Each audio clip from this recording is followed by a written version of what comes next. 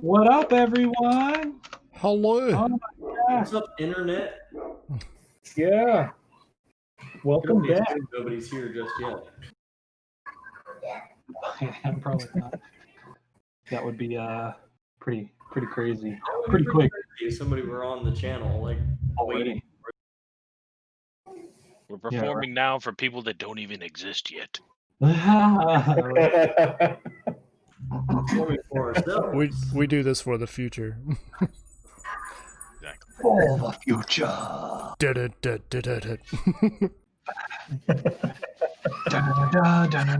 sorry. Cool. Welcome everybody to the D&D live Twitch stream, where we live stream on Twitch our D&D session. So we've got one person who has jumped in. Jefe Korga. I don't know if I pronounced that correctly. Welcome everybody. Anyway, so this is another episode of D&D brought to you by Battle Cry or Die. We're going through the Horde of the Dragon Queen module with some personal adjustments made. Please disregard.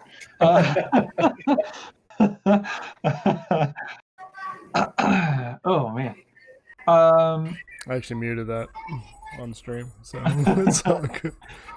Oh, got you. Okay.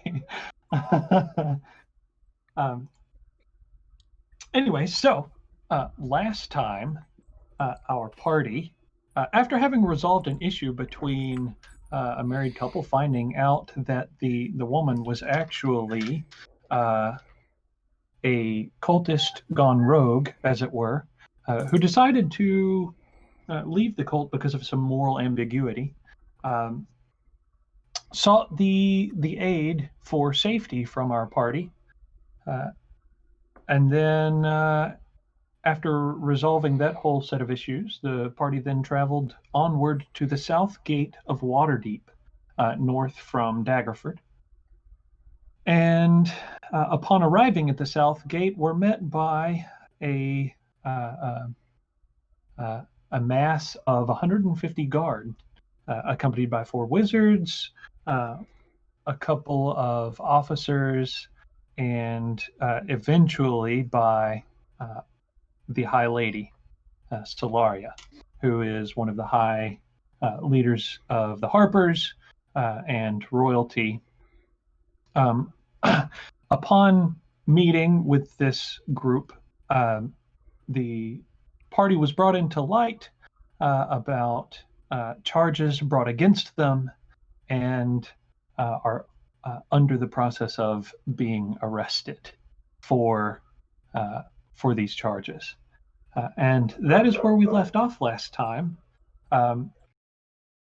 So, essentially, anti-magic zone has been created. The bag of holding was split open, spilling its contents onto the ground, that Ricard then began shoveling into a chest that you guys happen to have on the back of the cart. Kidrin is being held on either side by a guardsman after making a defensive move and drawing his sword in the midst of these guard. I got excited. Ulfni Colborn, inhabiting the body of one 19-year-old Atlas, whose soul is currently bound to an automaton,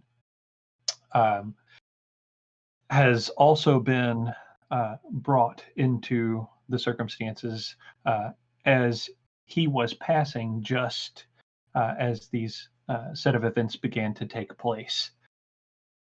And that is exactly where we are. Roland, I believe, was wanting to be the first to react after all of those things, or had a reaction.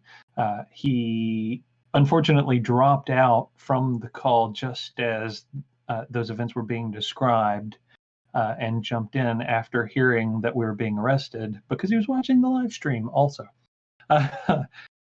So he managed to catch just all of that. Also, users in the chat, welcome to our live stream. I see a few of you guys now. Don't hesitate to comment. Let us know. Let us know how we're doing. If you guys want to leave a comment or not, that's all right. And follow us for future streams if you guys like us enough. It is a very amateur stream, so forgive us our weaknesses. Low production value right now, but that's all right. All right. Yes. So I'm in my basement. I have the highest quality camera possible. My green screen is brown.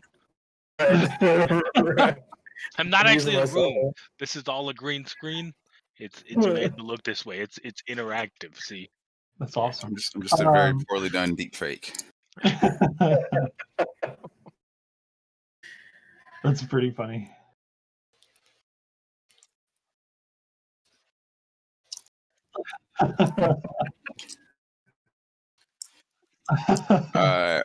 Okay. Just a quick question. Certainly. Might be crazy for asking this. So the last time we saw the High Lady, that would have been before we got to Dragonspear, correct? Yes, she had split off, deciding to take a separate route so as to avoid Dragonspear due to some of the previous events. She split off just before you guys got there, deciding that she should meet up with her guard, and then decided from there to make her way onward to Waterdeep, skipping Daggerford altogether. So she made her way to the coast and moved northward along the coast up to Waterdeep. And that was the communication that you guys had gotten from her in that process when Skadric reached out with a message, with the message spell. And so that was the last communication you guys had with her as well. Okay. So would it be fair to assume, because I've both changed my armor and I'm wearing a mask, is it possible she hasn't identified me yet in the midst of this crowd?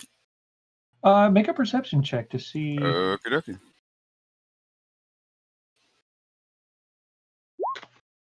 Can't even see that. 23? All right. I am taking a look at her stats right now. And also, I believe you made a stealth roll to try and fade into... That was, I've had a conversation since, and I was talking to someone else.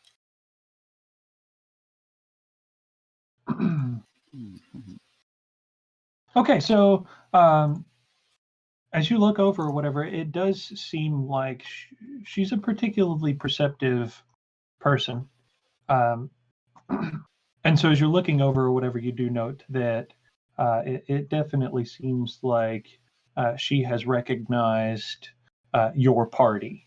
You don't know if she's recognized you specifically, but she definitely, in counting everybody that's a part of the party, with your cart, knowing what your cart looks like after having traveled with you guys for so long,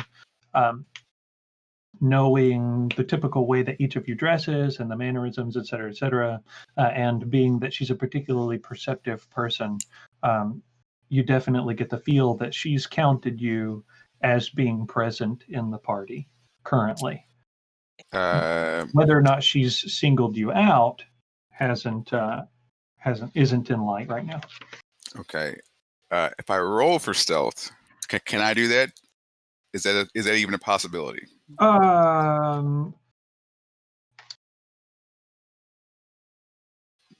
Given the current circumstances, a lot going on. It would take, there's a significant amount of stuff going on. Is there someone specific that you're trying to stealth from, or prevents a specific person from seeing you? Her, but also I'm just trying to get over to something specific. So it would be impossible to make it so that nobody sees you, Yeah. But it may be possible to make it so that a specific person doesn't recognize you as being the person you are. So the high lady, I guess. Okay, yeah, so you can make a stealth roll if you'd like, but do so with disadvantage. Of course. 23. Oh, 28. Okay, 23. Okay, so that's not bad. I would hope not. Okay. So now that you've made your move to be stealthy. I just wanted to get over to Jamna. Is Okay. that the way you pronounce her name? I don't want to mess up. Yeah. Jamna, okay. Yep. Mhm. So I'm just going to try to get over to her. Okay. And say something in Thieves' Cant. Assuming she can speak Thieves' Cant, I'm going to say something to try to, I guess, establish that she can understand what I'm saying. If we haven't established that, I'm not sure if we have. I want to say I did, but okay. Yeah, you have. You've spoken to her in Thieves' Cant. Okay. So I just want to let her know, essentially, we might be in a bit of a pickle. If through your connections you can, assist us if this, goes really, really wrong, we would be indebted to you.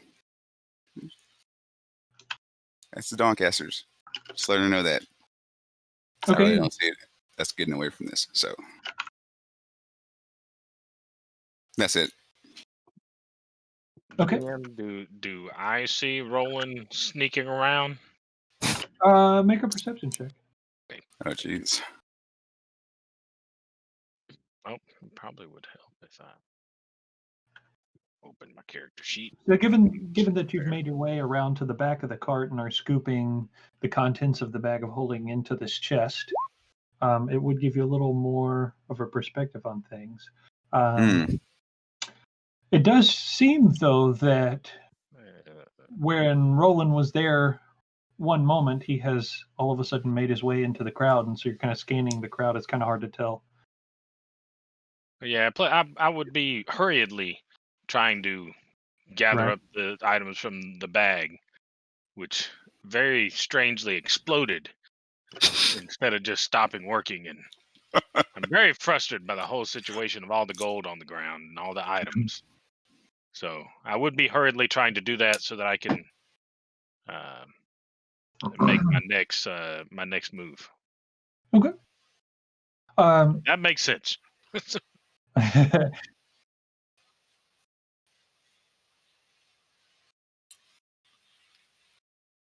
Okay. So Jamna looks at you, Roland, having snuck over to her and, mentioning this. She looks at you and she says, back to you in Thieves' Cant. She says, well, it is not always that things are clean the way that they are supposed to be. But as soon as opportune arrives, I will clean it. Okay. I thank her for, I guess, a possible attempt in the future. I don't know how to exactly phrase it, but let's see. Was I going to say anything else? I showed you a message, by the way. You sent me a message? Oh, yeah. Okay. I was going to let her know if they leave this gold here, if she could just, find a way to scoop that up for us. Again, really would appreciate it, just in case you can't get to it and, if she sees someone else trying to get it. If I can say that. I don't know if I can say that. She says, I am certain I will find a way to scoop at least some of it into some of the pockets, if it is left. Okay. Give you a wink. Uh-huh. So Skadric, go ahead, Ricard. Go ahead. Okay. So Skadric, you mentioned that to the guards. You mentioned to them, leave the boy or whatever. They look over at you and they kind of motion to the boy who is now flopped over forward, lying across his horse's neck, and they say to you, We are to leave him in this state?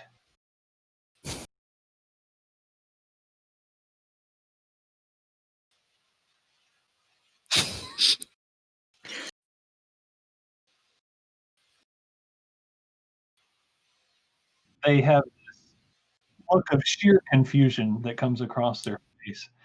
And when you say that, you motion over.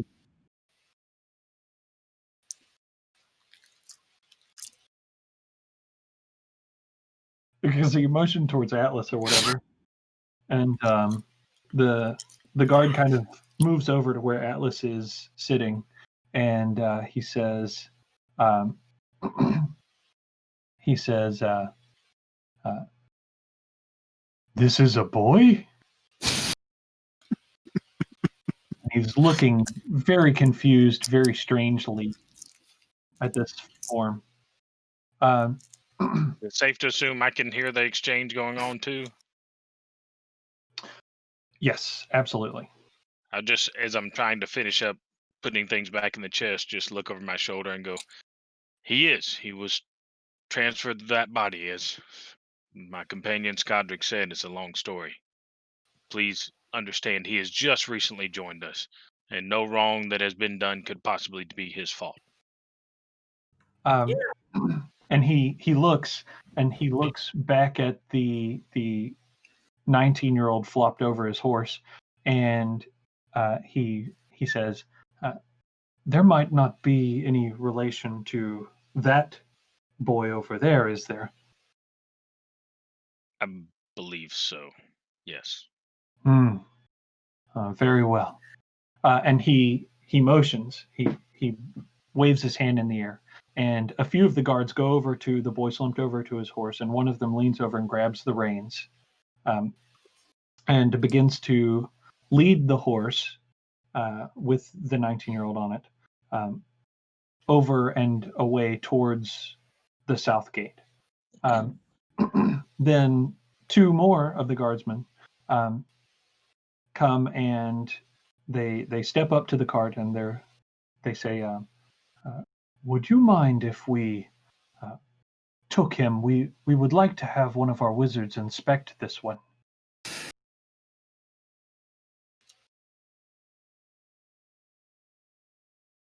I would mind. I would not want any harm done to him. Oh, no harm will be done, I assure you. And this is wait. Who is this speaking? Like, is it this obviously is a member of? Right. It's a member of one of the 150 guardsmen that had been standing outside the south gate, and three of them have approached, and one of those three is addressing you guys. Okay, DM, do I hear any of that? I'm not sure what the locations are of everybody, so I didn't know if I was close enough to hear that. Check. Okay. And at this point, too, like the rest of the party traveling with you guys have quietened down a significant amount.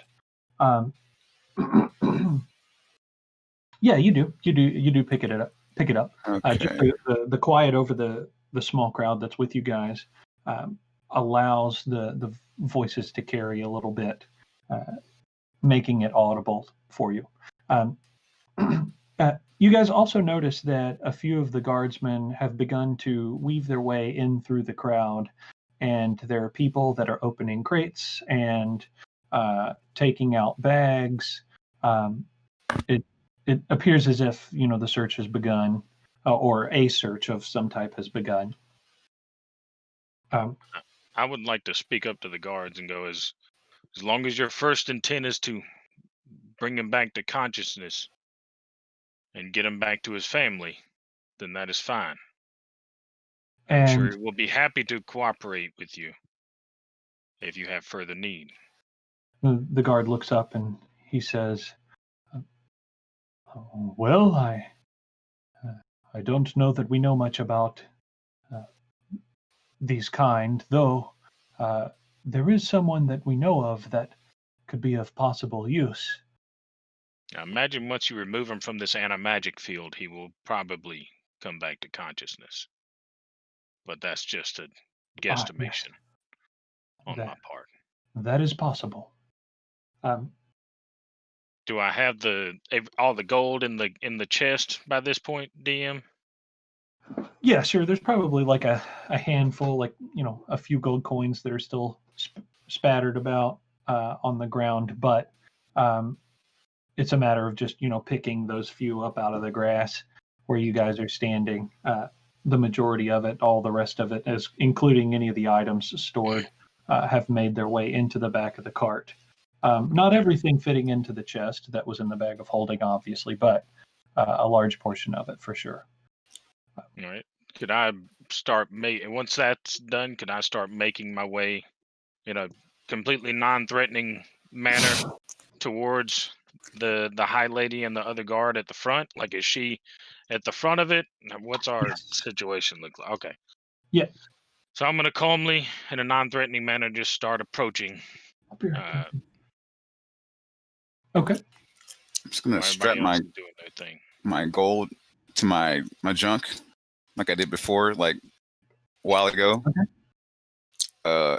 And then kind of like stick the wand of secrets in like the bag, like kind of like they're together basically in my the pants. Bag of gold? Oh, okay. Just kind of like, yeah, I just wanted to make sure they were all kind of tucked away. Okay.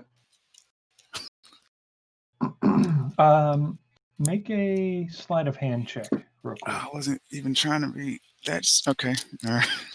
Here we go. So this is going to be more for a performance base to see how well you get things tucked away.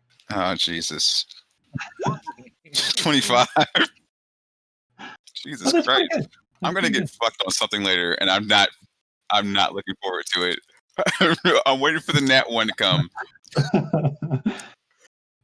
All right, so the two of the three guards begin to try to work Atlas out of the back of the cart, almost dropping him in the process, not realizing his weight initially. And then they beckon for the third guard to join them. He comes over hastily, helps to pick Atlas up, and begins working Atlas onto the backs of one of the horses.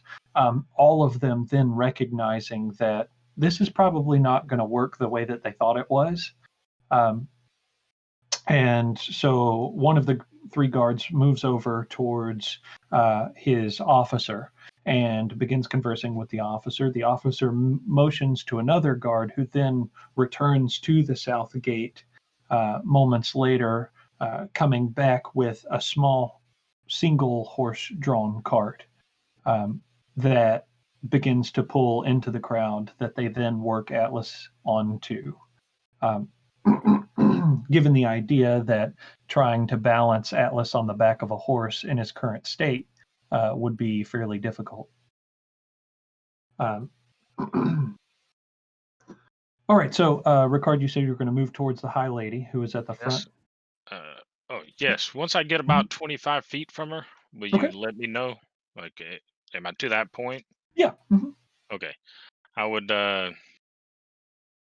say aloud, "Hi, lady, may I approach, please?" And she looks for a moment, and the officer immediately speaks up, and he says, "And for what purpose do you want to approach the high lady?" To turn myself in and hand her my personal effects, along with a request for a favor, if that is within her graces to grant. And he says, "Hi, lady," and he looks over, and she kind of nods, yes, and then he motions and he says, "Very well. You note that 4 or 5 of the guardsmen kind of position their horses in such a way so as to watch for possible aggression and to make a move in case any aggression appears." So I'll walk up to about 15 feet, and once I'm clearly, non-threatening with hands out, I'll stop at about 15 feet from her and say I'm going to remove any and all weapons on my person at this time. And as long as I don't hear any verbal objection, I'll slowly pull out one rapier, hold it in my hand, pull out the second one, pull out my daggers, my wand. Okay. And walk forward with those held out like this, Sure. open, palms up, to present them to her. And she looks and she's like, "Well, thank you for your humbleness, Ricard," she says. "And what favor is it that you would ask of me?" I would ask that you please help our friend Atlas, and the body slumped on the horse we believe to be his original form. We don't know exactly how it happened, but we now call him friend. Also, if you would please, in case we leave this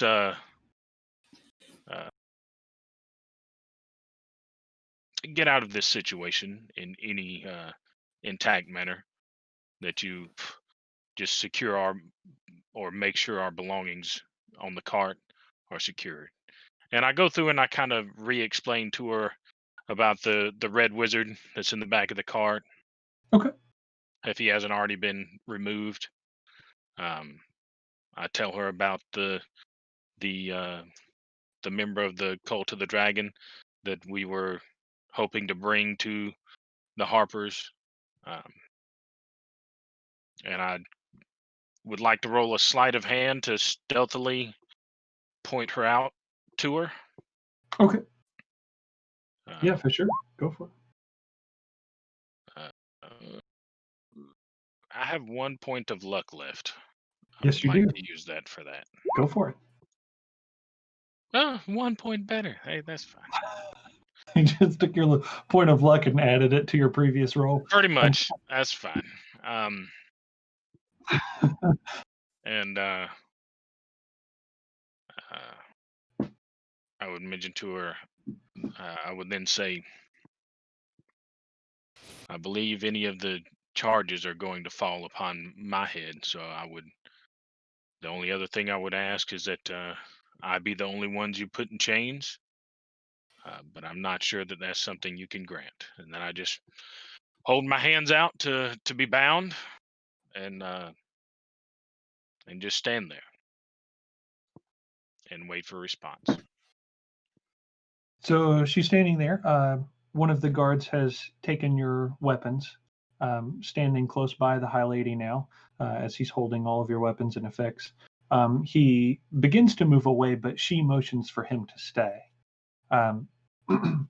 One of the other guards then begins to bring out a set of shackles and move over to where you are. He dismounts from his horse.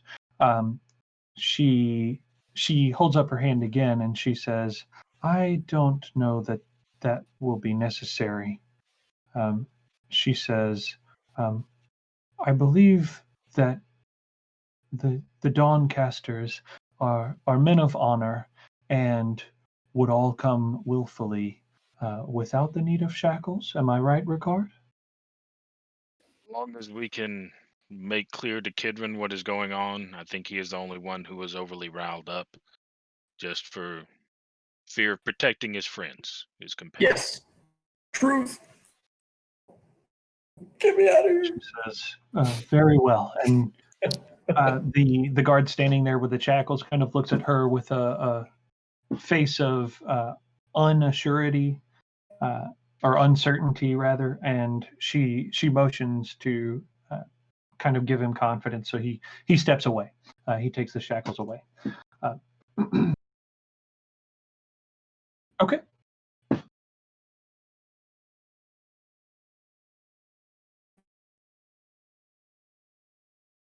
And she kind of looks and she says, "Yes, we shall not talk about that here." She says, "Let us finish our search and then we will move to inside the walls, the city walls." So it's getting fairly dark at this point. You guys notice that there are quite a few stars out. The sun is already set. There are lanterns and torches that have been lit all around. The guard have basically made their way halfway through the denizens that have been traveling with you, the merchants, the convoy of merchants that have been traveling with you. And a lot of them have begun to make their way towards the city walls already, leaving your party and just a couple of other people left. The three guardsmen who had placed Atlas onto the back of the small cart and beckoned the small cart to move towards the city have also removed the Red Wizard at this point. Him still being bound as he is, they've placed him on the back of one of their horses. You guys hear the officer look at them and say, be careful with that one. If he is what they say he is, we know what he's capable of. Pretty much everyone.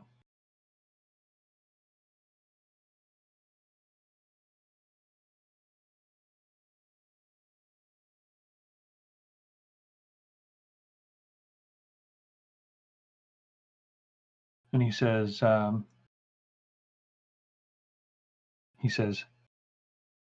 don't know that a few days of restraint would be enough to forgive a man of a lifetime of crime.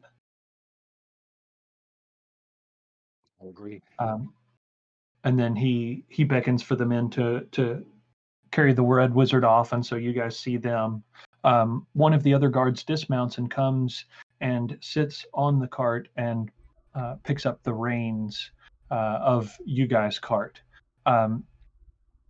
The other guards move into the rest of you, and they ask you guys all to surrender your weapons and any other personal effects.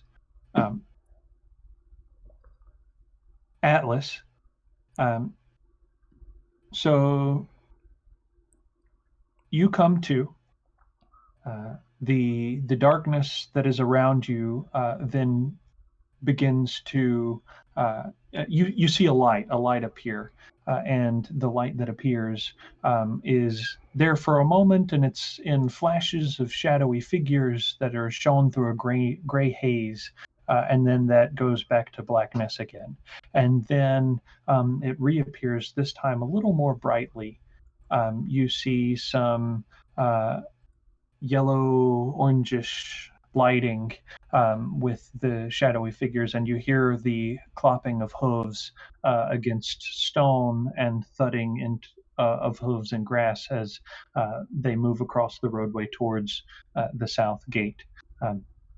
And then that fades. And so it's almost as if you're fading in and out of where you are.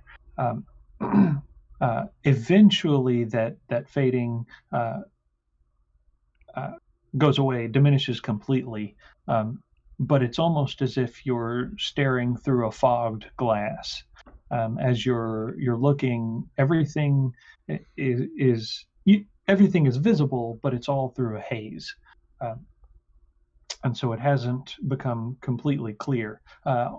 Only about 30 feet in front of you, you see a second set of two horses being guided, one of which you make out the figure of the young man that you've already identified, still flopped over on the horse in front of him, but beginning to move around also. So make a perception check for me, Atlas, but do so with disadvantage because you're looking through a haze right now. Okay, so that's not great, but can I add Flash of Genius to it? Yeah, that would be fine. It just adds 4. Sure. So you do note as you're riding, and the haze begins to clear just a bit. On either side of the horse, along the legs of this young man's body, there is a bronze glinting, a glint of some sort of bronze or brass that exists, running the length of either of his legs. Okay, so the rest of you, being Skadric, Roland, and Kidron, as you guys are all being requested to hand over your weapons and effects, how do you guys respond? So I assume they actually found me. Yeah, I did already. So as you had made your way back to the party, I never said I did that, but that's fine. I'm cool with it. I just didn't know if they. I'm trying to do some ninja stuff if they don't see me, but if you're saying they do, cool. Well, so they're making their way slowly through the entirety of the group that you're with. So eventually, a guard would have made his way to you at some point. Oh. So basically, everybody's being searched. Did you see Avery's post in Discord? Oh, he's received a call. Yeah. Okay. I imagine he's needing to step away for a while. He said about 20 minutes, I think. Got you. Okay. Okay. So we'll go for another few minutes here, and then we'll take a short break, if you guys are good with that, and that'll give Avery a little bit of time to get back.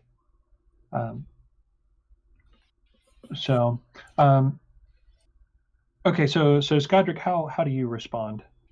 I'll take out Justice. Hand it over. Kind of sigh, but I know this is the right thing to do. So I just hand it over. I hand over Justice, my flail, my blink flail. I didn't know you named it. Sure. I don't use it that much. And your personal effects? Let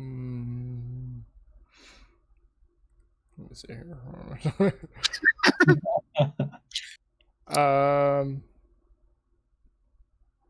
So besides my armor, I just hand over everything.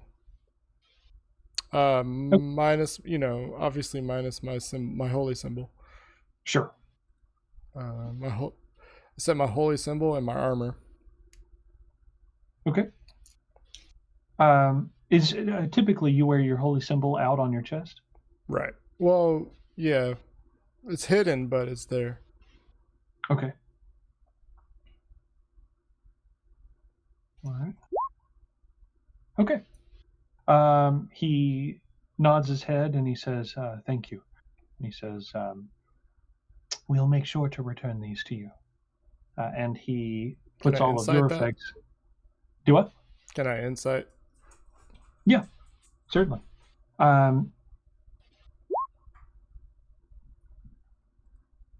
He looks over to his officer. So he definitely seems to have a certain air of sincerity about him when he's saying this. So he definitely seems like he has the full intent of returning your things. He looks over at his officer and he says, what about the bird? You want my bird?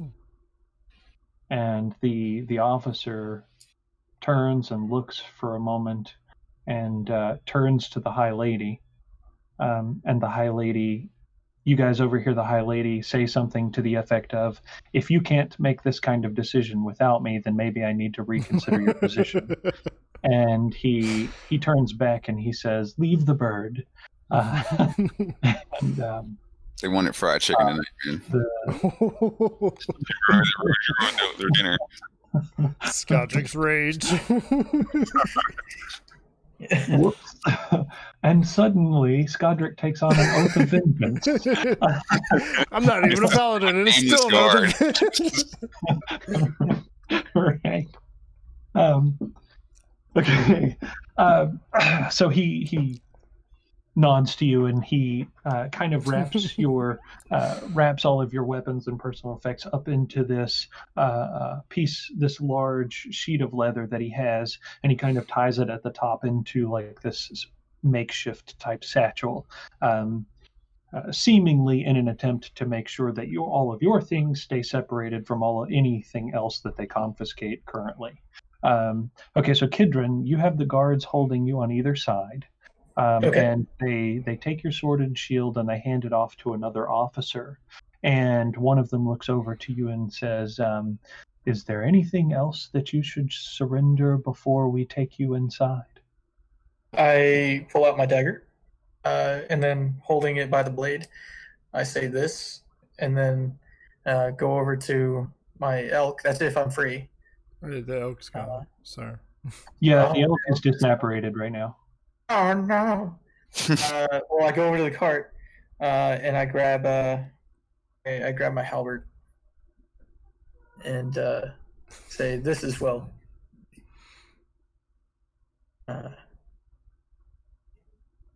And he takes it from you, and he says, "Thank you." And he says, "And your personal effects?"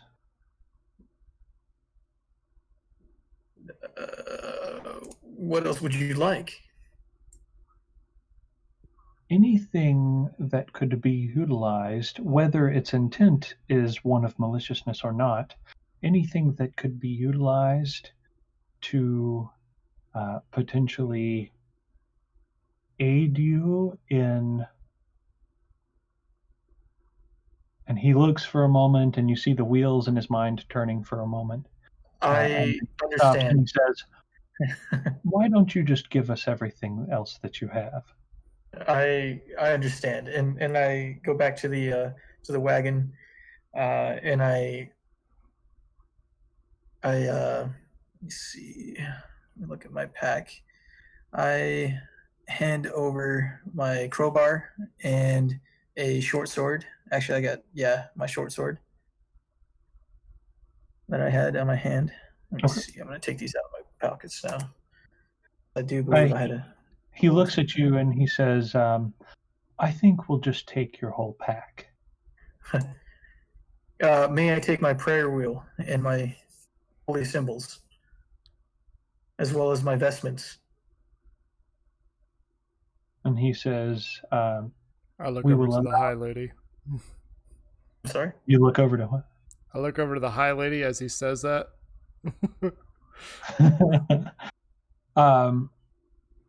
So she currently seems to be engaging with her officer there with Ricard up at the front.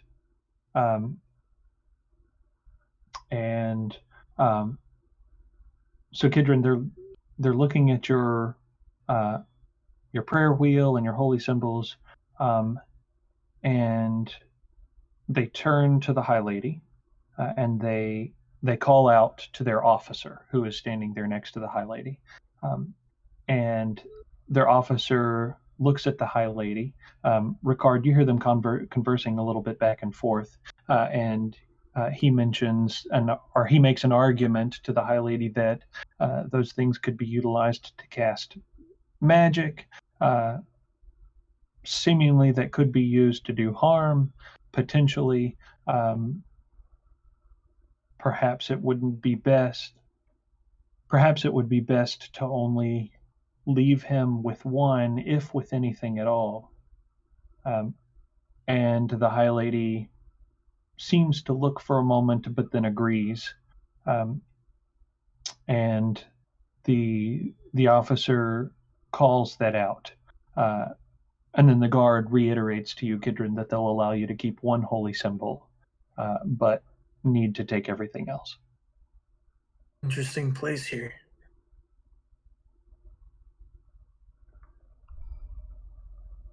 That's the matter. No. No. Suppose you want my crowbar as well? I'm sorry, say that again, Ricard? Oh no, go ahead. I was just gonna engage something if he was done. Okay, go ahead, Kidron. Oh, sorry. I was going to say, I suppose you want my crowbar as well? And they say, yes, of course. Yeah, darn. Special tool, that.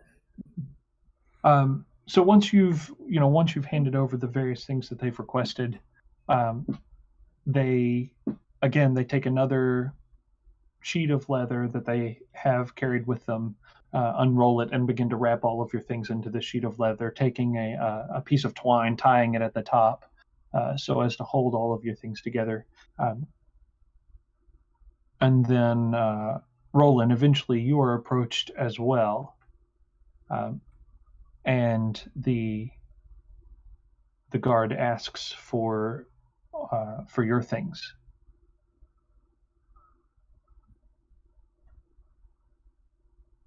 Can't hear you. Sorry. Okay. So, gonna hand him my daggers, of course. Short swords. Gonna hand him the bow and the arrows. I'm telling him to keep all that together, if you will. Don't touch anything. I'll know. Also, make sure you're really careful with that bow there. A friend of mine made it. Is Skodrick an earshot? He's not an earshot, is he? He didn't hear me say that, right? If you're trying to say it quietly so that he doesn't hear, make a stealth check. Sure. Y'all would be in close proximity at this point. God damn it. Oh, there you go. Oh, why'd you roll that, man? Yeah. So he does not. He doesn't hear. Say a friend and a very talented blacksmith made that for me. Don't mess that up. You don't need the mask, do you? Like, I can keep that. You know who I am. I'm not gonna. Do they need this? Looks at he looks at you and he says, "Make a persuasion check, real quick." Actually. Okay. Here comes that one. Where's it? Okay. Yep. Oh, it's slow. Yeah. Just gonna go ahead and take that off. There you go. Just go ahead and give that to you. I was joking. He takes the mask from you, adds it with the various other things that you can. Don't mess that up. I like that. It's a personal favorite. Let's see. What else do I have? I guess I give him all of my I guess everything else in my inventory. Don't drink anything out of there. I can't really vouch for you, being well. I think one of those things I haven't even tested on anything. Just don't sample anything is basically what I want him to do.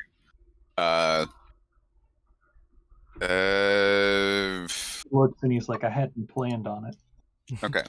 The thieves' tools that I have, is that gonna be something that's like, is that in a bag or is that just stuff that I have like randomly in pockets?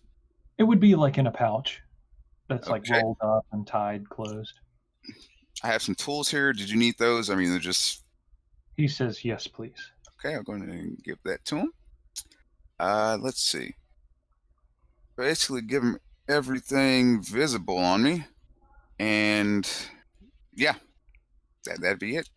Okay, so he he kind of looks you over, trying to check for anything else that you would have had, but he doesn't seem to notice anything else. Yeah, man. All I got left is what's dangling between my legs, man. He's like,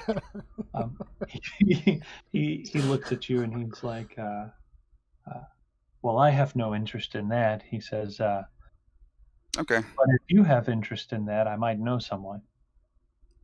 Not tonight. Probably have plenty of company tonight. I'm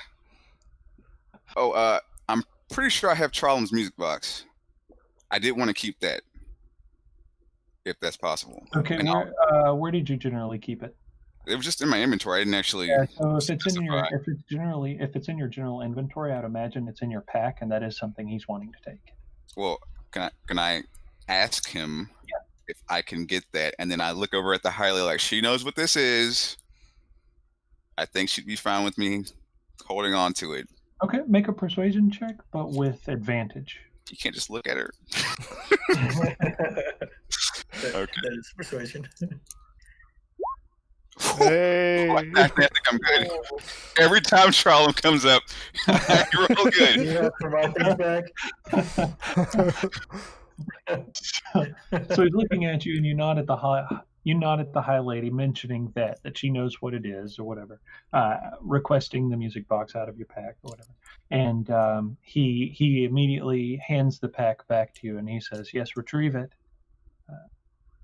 And I believe that you're welcome to hold on to it. We will be mentioning it to the high lady, but you're welcome to hold on to it for this moment. Okay.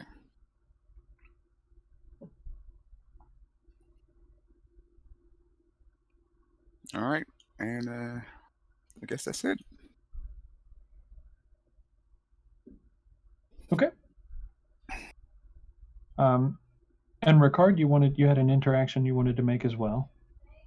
I just want to make sure that I remove my pack and give that to them, and my 2 rings, the quiver, like my eyeglass, everything is handed to them. I didn't specify that before.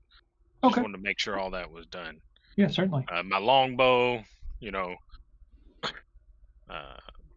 everything was handed over to them, and asked the high lady, "Do you also wish to bind my pseudo dragon?"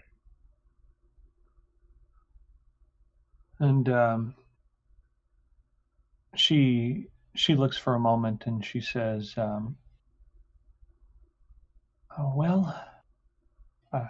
one moment. And she moves over, and she begins consulting one of the wizards who is there. She comes back, and she mentions, she says, "If your pseudo-dragon presents an issue, the wizards have said that they could take care of it if necessary." She says, "Binding it, I don't believe will be necessary." Very well. And my pseudo dragon kind of visibly lays her head across my shoulder as she's draped across my like across the back of my shoulders, just lays her head down and just stays there quiet, wings curled up, not really moving at that word. Okay. So Atlas, your vision has become completely clear. The clacking of the large chains that control the gates ringing off in the background as you pass through into the south portion of the city that you're very familiar with, or at least the city that you're very familiar with. So you pass through into the south gates, and the cart has begun to make its way through the city. So you're fully conscious now, still remaining inside your autonomous body, I guess is the correct way to say that. Autonomous body. Is that the right word? Autonomous? I guess so. I didn't even know. None of us are English majors. It's fine. All right. For those of you watching the Twitch stream, comment whether it's autonomous or autonomous or whatever you think the right answer is. Autonomous. We'll reward you by making you an NPC in the next session.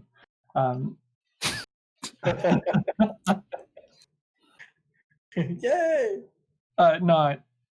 We will create an NPC that is modeled after you. Let me say that. We will put you in the session. I'm gonna model an NPC or create an NPC that is modeled after.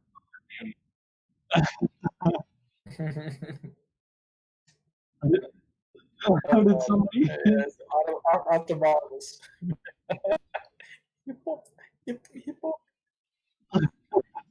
Autonomous. Why does he get the easy ones? Autonomous. There we go. From Con 19. Thank you, Con 19, for clarifying. Oh wow. We've been out of school for a while, so please forgive us our English. All right.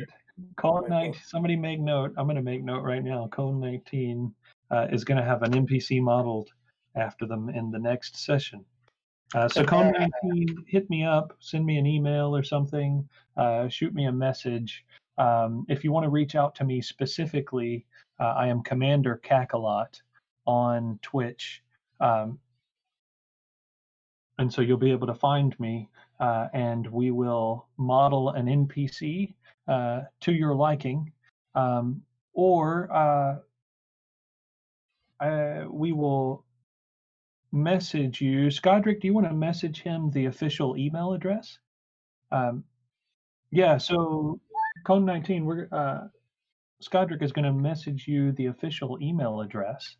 And so if you just will respond to that email, or send us an email to the official email address, and what we will do is we'll begin to communicate with you about what kind of NPC you would like your NPC to be. And it can be as normal or wacky.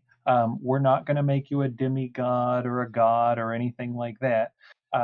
Just a basic NPC, but we'll give him some characteristics. So just hit us up, let us know, and we'll put that in. And then look out for it in the next session. And I'm sure that you'll find it quite entertaining. All right.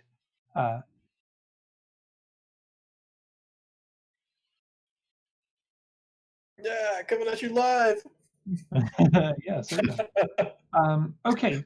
Speaking of break, I think that this would be a good time to take one. I believe my wife is going to bed, so I'm going to go say goodnight to her real quick. Atlas, you've already made your way back. My intent was to take the break so that you had time to make it back, so that events wouldn't happen while you're gone, but you got back a little quicker than I thought you would, or that amount of time passed more quickly than I thought it would.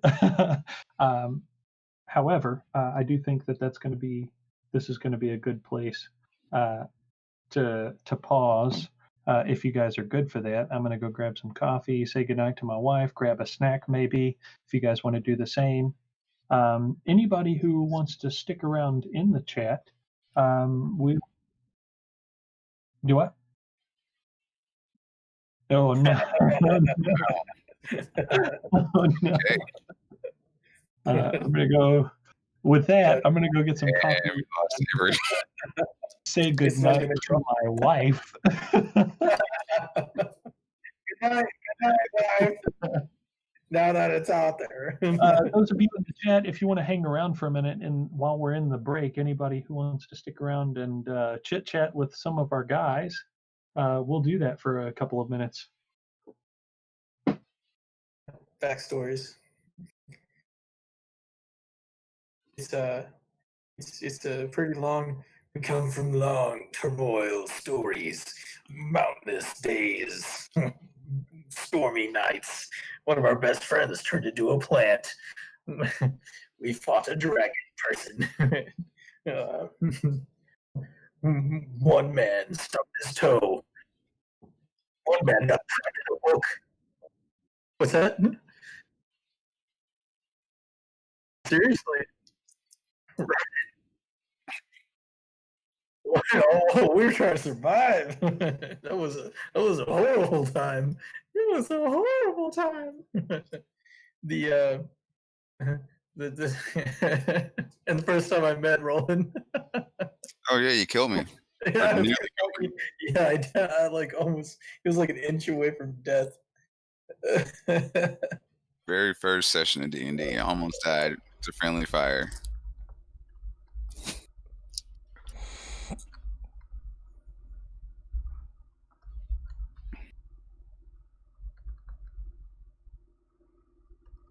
Oh man.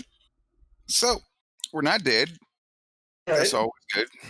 You know, I was this close to like trying to slide a hand, a lockpick or something out of my pack when he gave it back to me. And I'm like, you know what? I don't want that nat one to be this. I don't want him to I don't want him to be like, oh, you're hiding stuff? Let me take you up on that offer. And then gives me a cavity search.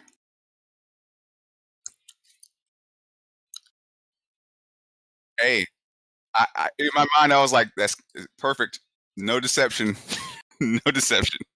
I'd be like, yo, drop your pants. Like, what else you got? Well, I'm glad Keetra's not asking the questions. Right. That'd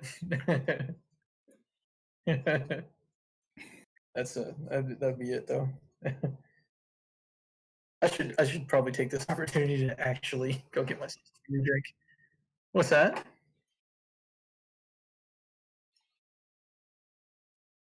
I mean, well, oh, that's metagaming.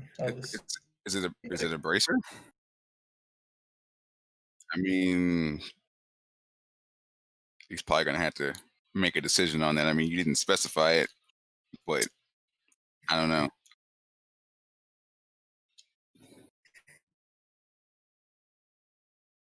Wait, they didn't take the bird. They didn't take Wind, did they? Okay.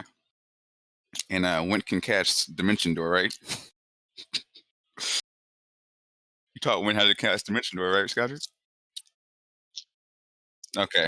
All right. She can cast Wish, right?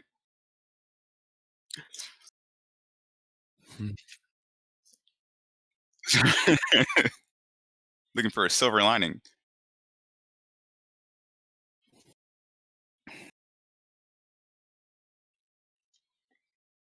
Oh, too much? Okay. Asking for too much. Don't leave me here with the people. It's okay. They can't hear me anyway because I muted myself the last 30 minutes. Anyway. Are you serious? Yeah, the dog was barking. You've been muted the whole time? Not the whole time. But like the whole... It was a while. Jeez. I mean, you weren't talking for most of it anyway. Yeah, because yeah. you were talking to us, but like... Oh, man. Sorry, everyone. I'll fix this and post edit. So yeah, Scottrick does have a voice. It's me. I'm going away for a second, so he's gonna talk to you. No, I didn't. I never agreed to one-on-ones. That's not. Who's in the chat? Let me check that.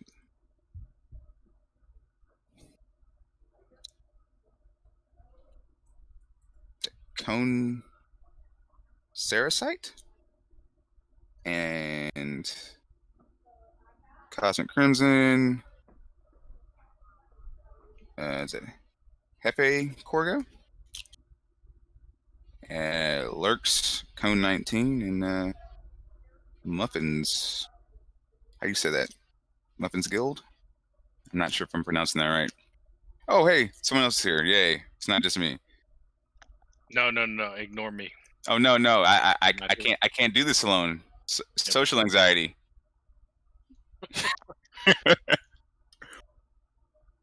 Performance issues. I'm gonna roll on that one tonight, and it's gonna be important. I feel it. Like I've rolled way too many. Well, I mean, I guess the stuff I've been rolling 20s on is stuff I'm proficient in, but like, it's a little disconcerting. It is we're at the mercy of the dice, right? So the virtual dice. Yeah, I'm still not sure how I feel about that. I mean, realistically, it's no better or worse unless your dice is loaded. But I mean, I can understand personal preferences having tactile dice. Yeah, I can't understand, but see. Oh, Nolan was asking what level our characters are, so I think there's some slight variation between us. But my character, Ricard, is level 6. level 7. Skydrick, I think, is either 7. Yeah, I'm yeah. 7. I believe Keedron's also 7. Yeah, I'm the only one that's level 6 for some reason. I think Atlas is too. Is he? Or he's either 7. He's either 6 or 5. I'm not sure. When he gets back, we'll ask him. But yeah, so just in case anyone was curious, we didn't all start at the same time. So essentially, Skydrick and Keedron originally started playing with another player. That player is no longer here, and so I came in to fill in for that player. How many weeks had you guys been playing? Just like 3, 2 or 3. And so I came in, never played D&D before. In my first session, Keedron almost killed me due to friendly fire. Mhm. And their characters were looking for the other player's character in a dungeon. I was also in that dungeon. That's where my character was. And so then we met up and killed a vine creature. That was a fun time. Lit a whole room on fire trying to kill that thing. And then after that, so initially Skydrick was not here. It was another character played by Link, a dwarf named Leoden, who was a bard. And once he, I guess, passed away, essentially, we recruited Skydrick, who hates the Dragon Cult, and the Dragon Cult was responsible for killing the dwarf. So then we took out Dragon Cult members. After that, we met up with Ricard, and then I guess I don't know how much time has passed in our travels, but like I guess months later, in game, we came across a. We didn't mention what jobs we are our classes. I said jobs because I've been playing Final Fantasy 11 for too long. But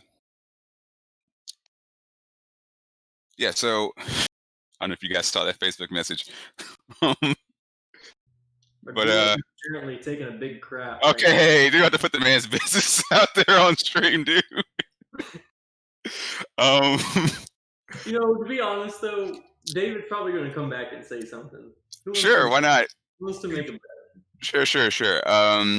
But anyway, so Skydrick is a paladin.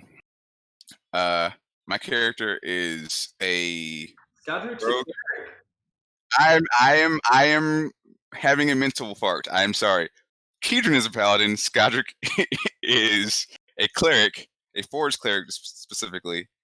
And when we got to what was it, Baldur's Gate? We met another forge cleric who is no longer with us for reasons I'm not going to get into. Like the most powerful. We don't talk about him. No. I remember he him. died like a bitch. Oh, okay. Well, man. You know, we don't really talk about that individual. You know. You see, Roland's got PTSD from it. I'll gladly talk about how I stabbed that motherfucker. So back to character classes. Yeah. Back to character classes. So Ricard is a fighter wizard. 3 levels of each. So there you go. Yeah. So yeah, we met Ricard. Then we met another forge cleric. Before we met the forge cleric, we actually met. I'm not sure what Trollum is, but we met a half elf female named Trollum, who my character is in a real romantic entanglement. That's the word of the year. Basically, she's betrayed your character, and you haven't come to terms with it yet. She has not betrayed anyone. I still have faith in her. She's all out of character. That's fine. It's fine. But she's a spy. She's a spy. Okay, I understand. I deal with shady people all the time, but we have a situation going on, and after we met her, got to Baldur's Gate, we met the Forest Cleric, who I'll go ahead and say his name just for clarity. His name was Alduin. He was an old man. Seemed to be a decent fellow at first, And also apparently escaped some sort of Viking themed world. I guess he I don't know if it's on the other side of This is the way I sneeze our at. realm, but yeah. So he seemed like a decent fellow. He was healing people and helping us out, and as we got further along into our journey, he just in the middle of a fight just decided to try to kill us all. yeah, he basically Decided in the middle of the fight. We talking about? he was sowing seeds of Halloween. douchebaggery for weeks. Yeah. And then it finally came to fruition, like that one buddy you think you've got that's like your best friend, and you met him a few years ago, and y'all been and then you're like, look, I'm going out of town, man. Can you just make sure Watch check after my in girl. on my girl, Yeah, make sure that she's guy. all right That guy. over the long weekend, and you come back and you like a sheets day smell early, different. you're excited, and you open up the door and you go into the bedroom and you just swing the door open, and there he is in bed with your girl. And then there's the Dear John letter. He's in bed with your girl, and they're doing naughty things. They are playing tic-tac-toe, and you are not happy about it at You're all. playing Yu-Gi-Oh on my bed. You're playing chess. You're not invited. That is not how you play Connect 4. Fucking Right. That is how you play Twister, though. Yeah. Dang, they're good at Twister. Yeah. Jealous. They did play a lot of Twister together. I That should've body known. part is not on the spinning wheel, y'all. Quit it. Right. But anyway, promptly, when the betrayal happened, we promptly dispatched of him with some self-harm. He came pretty close, though. You gotta admit it. He did come pretty close. He did a pretty good job selling his false identity of being not a piece of shit. That was He had an damn good. opportunity to kill me, didn't take it. So my character just was like, "Oh, okay. I guess he's a good guy, Yeah, that was essentially insurance. Yeah. So, mind you, out of game, this happens over the course of I think 2 months, something like that, No, between traveling and are you talking about in-game? I'm talking about out of game. So Out of IRL. game, it was almost 4 months because I've been playing with you guys since December, and that Oh, didn't wow. happen until March. Okay, so yeah, it was a while. So stuff happened. We had a couple of fights and everything seemed cool. And then all of a sudden, just he saw an opportunity to strike. He took it, almost took us out, and I promptly killed him. And then Kedron cut his fucking head off. So I may have gotten possessed using a cursed knife, just so I made sure I killed or him. whatever. It was a necessary sacrifice.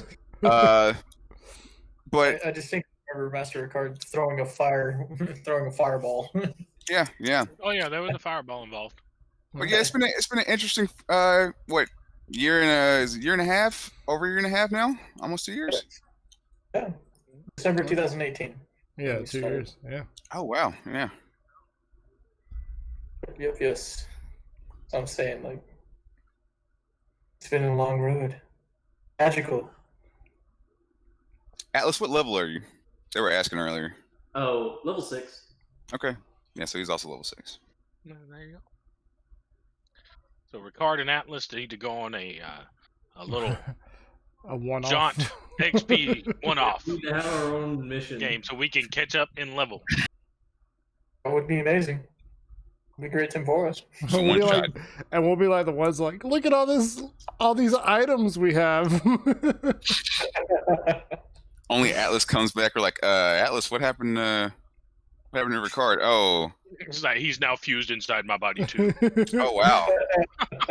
Imagine someone we are playing now a level character like 12. that, though. Imagine someone playing a character like that, like two people playing like the same character, and like, oh, depending on whose souls dominate, they have sorcerer spells or whatever. Like that'd be kind of crazy. That would be interesting. Giving them ideas.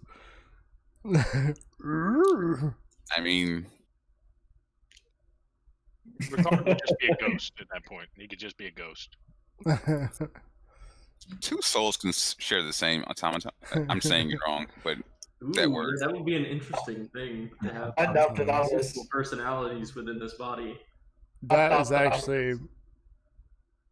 So I'm just gonna side note, keep that in the back for I know possible I brought this up last week, and I hate to keep bringing it up, but Then is don't bring it up. So that Warforged druid that I was talking about had split personalities inside it. Which one? Would you tell me? The- you tell me this? I got a question for the guy in the chat. What character sounds like an awesome character? Please tell me it's Alduin. Please don't. Chop his head Referring off. to the two in one body. He made a beautiful noise when he was wrong. Yeah, he's probably talking about the two in one body thing. Because Alduin sounds a lot like a dragon from Skyrim. Exactly. Yeah. I think again, He's also a dick. I think he was also a dick. The I think two it's soul spelled character. magnet shit. That's what I thought it was. Pretty You sure. know, we could just say Alduin was a two-soul character. We could just do that. No, It's not. he- Can we just? Come on, please. If you couldn't guess who played Alduin, chat. Alduin his, was actually. This defense could be like an counsel. episode of Supernatural. Alduin was actually a good guy, but he got possessed by a demon, and the demon had taken over his body and decided to do all this. Oh evil. man. No, I was giving him too much credit. Now he's getting back as a revenant. Too much credit. Sorry about my absenteeism there, guys. I had a small unforeseen set of circumstances. I told you. I told you. No. He didn't say what it was though. He just said unforeseen circumstances. So Avery outed you. And I was like, dude, don't put his business out there. He's like, he's gonna say it when he comes back. It's okay, David. We were talking about Alduin too. It's all good. Everybody poops. Even Alduin. Oh, is that what he said I was doing? Yeah. Yeah. Oh. Was that Oh. not what it was? I'd rather not know. I'd rather. Yeah, let's just leave that one where it's lying. I mean, I did have to say goodnight to my wife. Where it's floating or where it's, huh?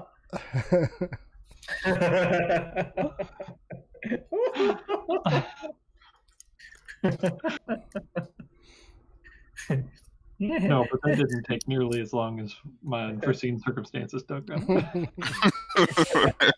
Oh wow, I see what Matt put in the chat. Jeez, man. I had a dream that I was a muffler last night, and I woke up exhausted. No. Wow. Wah, wah. Well, you know what? I'm gonna give you credit for I don't know what I'm giving you credit for. I'm just gonna let you have it, man. Thank you. I'm, Thank you. Thank you. I'm stuck between the warding experience and having him play with disadvantage the rest of the Oh game. man. Just had before. Chat's already decided that he's gonna have disadvantage on every roll. Scottish made worse jokes than that. This is One in true. particular. One in particular that I'll never forgive him for. It's all good. They're all good. Oh boy, The horse. I think I know the one you're talking about. We don't too. have to go back into No, it's fine. It's So inside joke. everybody, there's a story. Deep inside. Deep inside. No. Scodrick. It will never and be released again. that kind of thing is not acceptable on Twitch. It's the Twitch policy. So It's just a horse joke, guys. Now, given the internet, all the things possible with horses, I don't think you just need to leave it that vague. Go ahead. No, I'm gonna That's leave fine. it that vague. Yeah. That's fine. My goodness, he's going. oh no. Anyway, Okay. All right, so back to game. Right. So, uh, so Atlas, they're moving you through the city, and they make their way through the city through a familiar part of their city, near where you know to be one of the jailhouses, kind of. However, they turn and divert down a couple of alleyways, taking them to this back door type deal, attached to the side of this multi-floor building, and they then stop the cart at this kind of back door type area. So let me go back and look through. Give me one moment here. In the meantime, for the rest of you,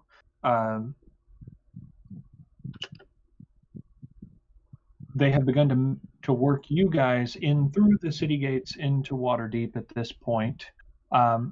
Not having shackled any of you, but they've staggered each of you so that there's a guard and then one of you walking, and then a few feet back from that there's another guard and one of you walking, and the large group of guards kind of has amassed behind you guys to follow you, all of you, into the city. The rest of the convoy of merchants have made their way towards the city already, with just your party, or the four remaining of your party, excluding Atlas, who's already been led into the city. So the rest of you are now making your way. And Atlas, they have moved you into the castle ward. You recognize this as being the castle ward.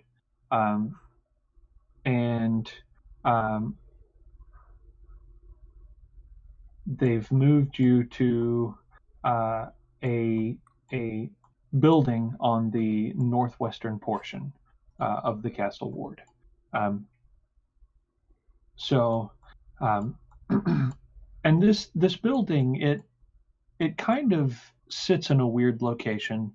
It's not near any other shops or anything.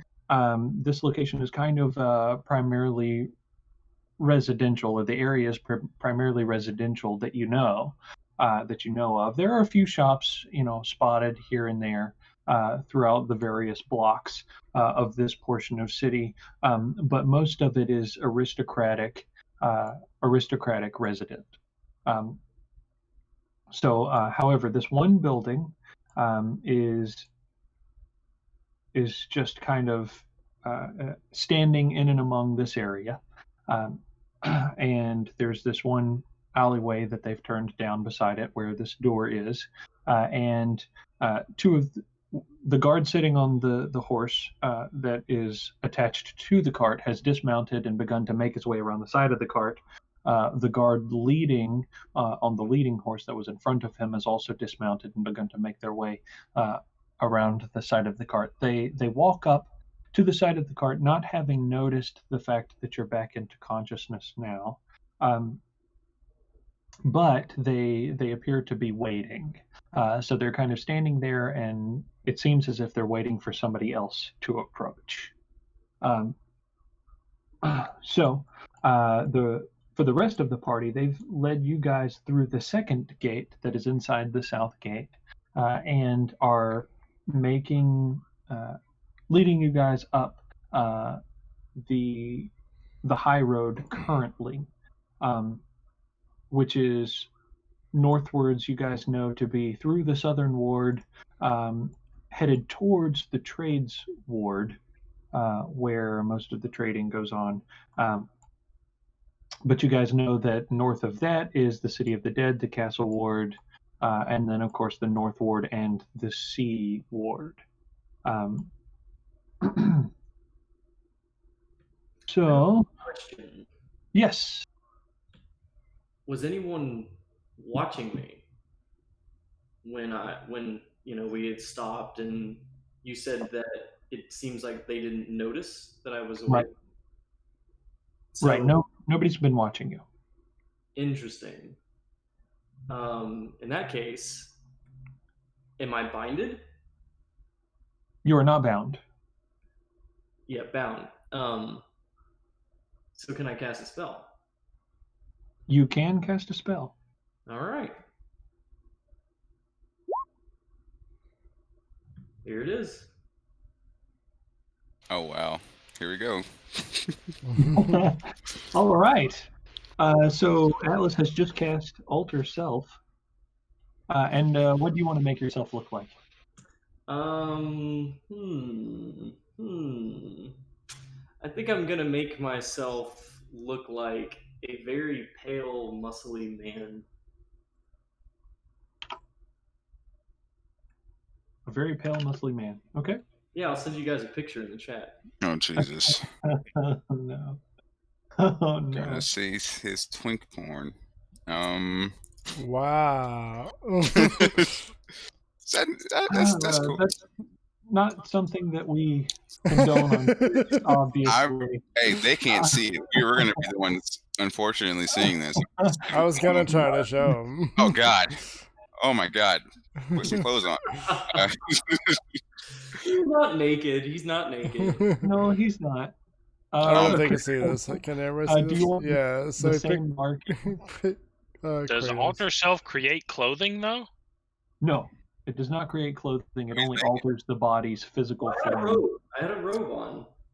to Okay, look he like did. that. So you did have a robe on. So Uh, and I even had the hand wraps and stuff too, so it fits. Wow. Yeah, you still have your mask on and everything too, don't you? mhm. Yeah, I did. Here, interesting. Well, they didn't take it. I'm gonna take off that mask though, Oh Sons of no. bitch. Okay. Get my mouth shut. so that way they don't, just see the So that mask happened. and then go, oh, it's the same guy. That's what I was thinking. Little bit of a Okay. Are technical you going to try malfunction. and take the mask off without their noticing? I mean, yeah, I was gonna do that. I know this spell has got somewhat of a somatic component to it, so I was gonna do that. All right. So make spell. a sleight of hand check to see if you can accomplish this. I'm already just gonna add Flash of Genius to it, just preemptively. Okay.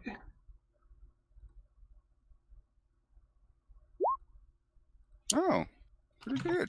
Total, it's a 19.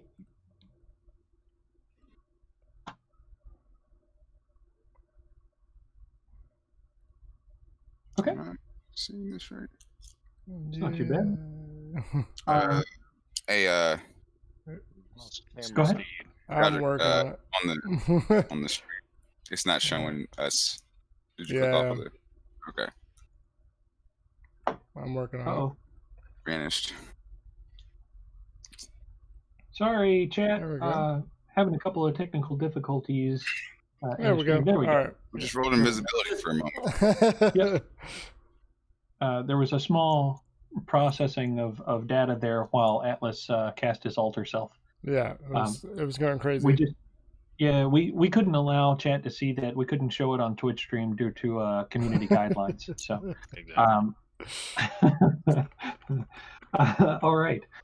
So you cast alter self or whatever. That's a pretty good sleight of hand. Yeah. So the two guards that are standing there, they seem to be still waiting. They don't seem to take note of you. So they're pretty deep in conversation right now.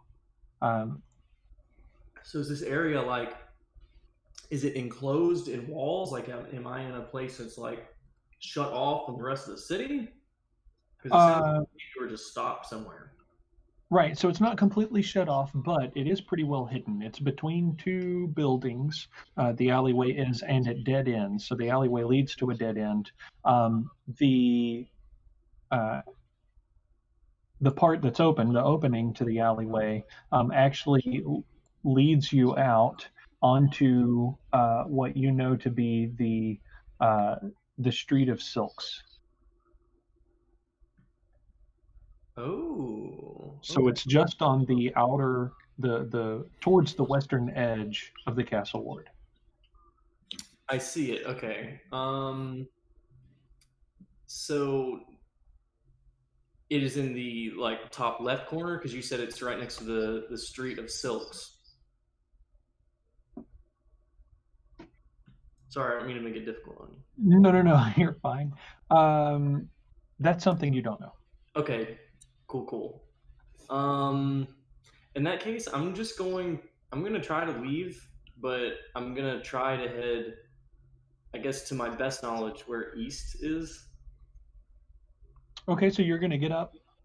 As you stand up to come out of the back of the cart, the two guards startle. They jump in surprise. They turn to you, and they both have just enormous looks of confusion on their faces, and they're staring at you. Make a perception check. Okay.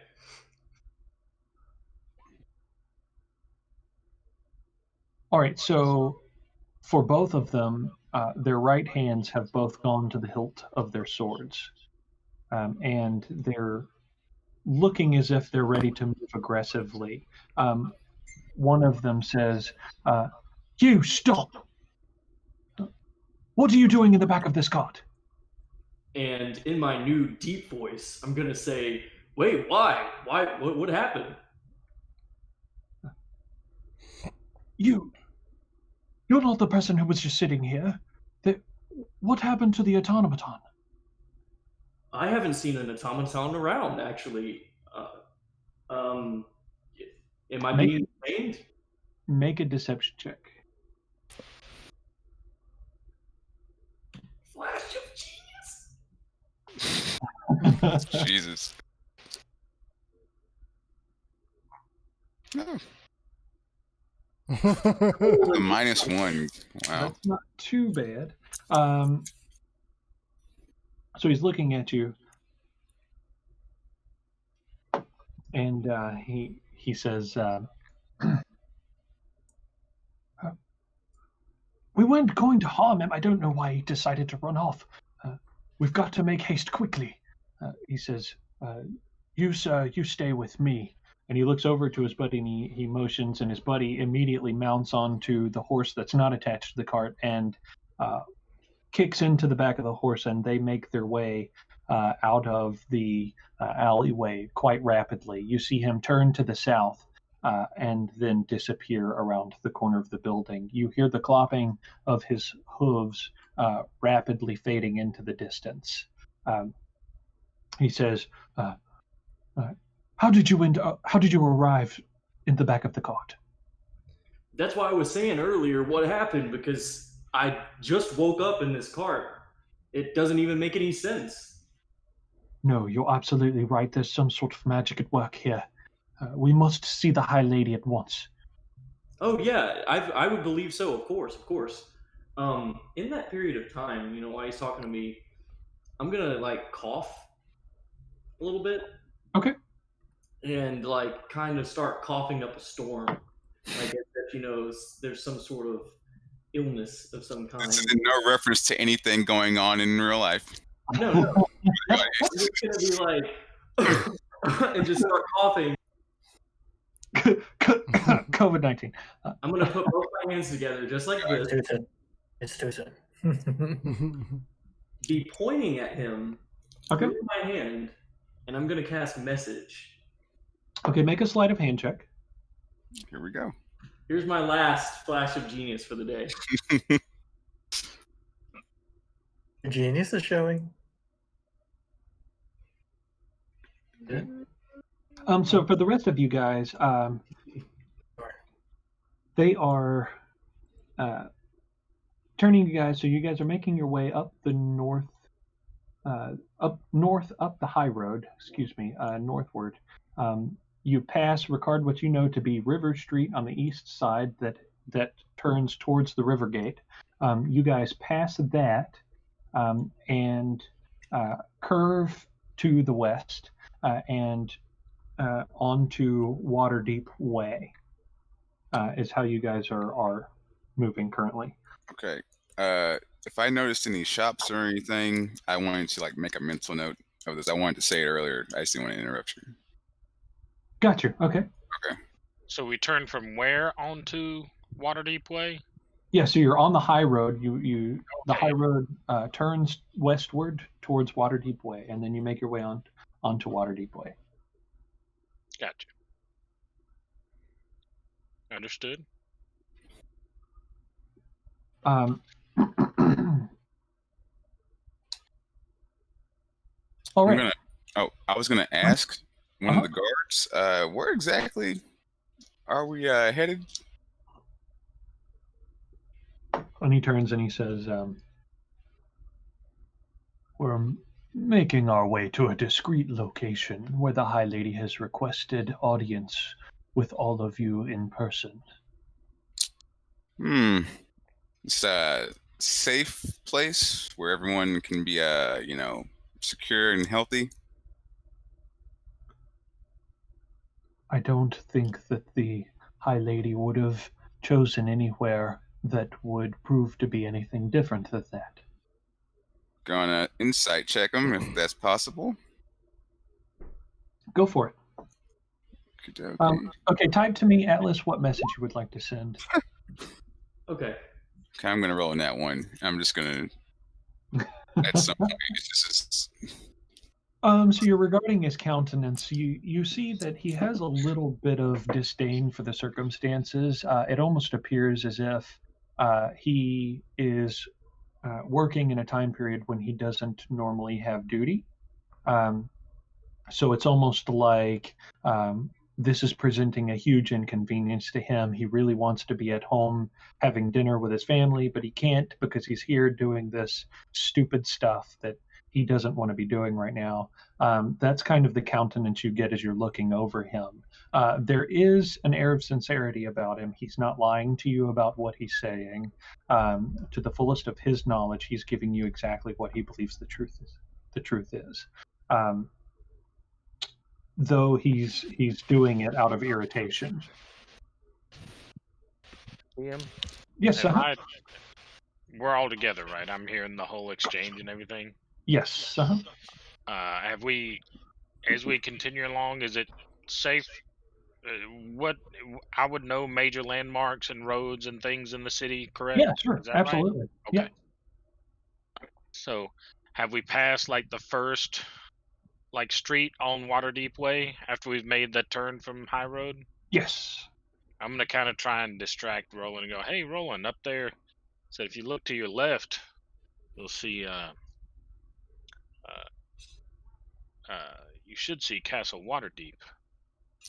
We're right on the edge of the castle ward.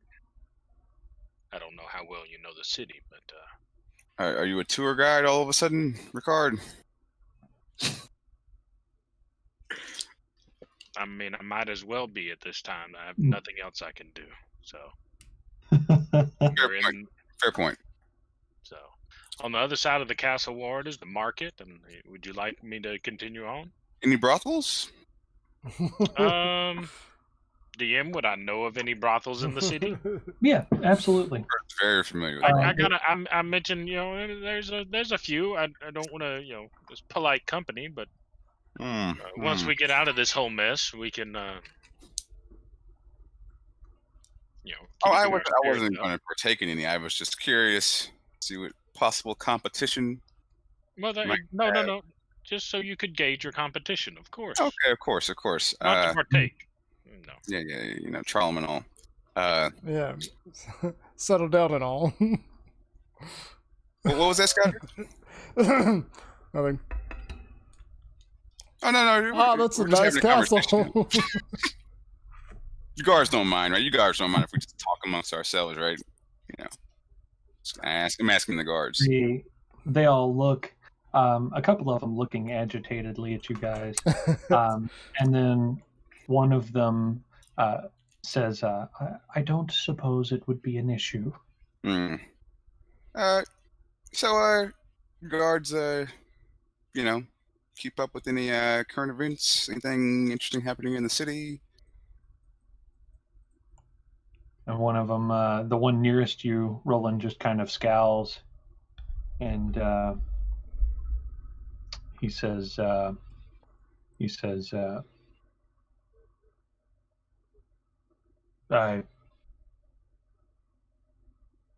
don't know why you're asking this. Go ahead. Perhaps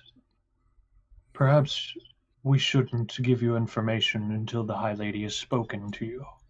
Oh, it's totally understandable. I'm just trying to, make some small talk. It's just kind of a little bit of a journey, a little bit of a walk. I'm just trying to make the time go by a little faster. I can kind of tell some of you are a little disgruntled. I'm sure as being guards, you're always tasked with doing, just very tedious activities like escorting, You hear a voice behind you. You hear a voice behind you say, I don't mind him. He's always like that. That's fine. It's fine. I run into all sorts like this. But I'm working on his day off. Is that what it is? Is he not have a good home life? What's his deal? Kind of talking to the guard that's behind us.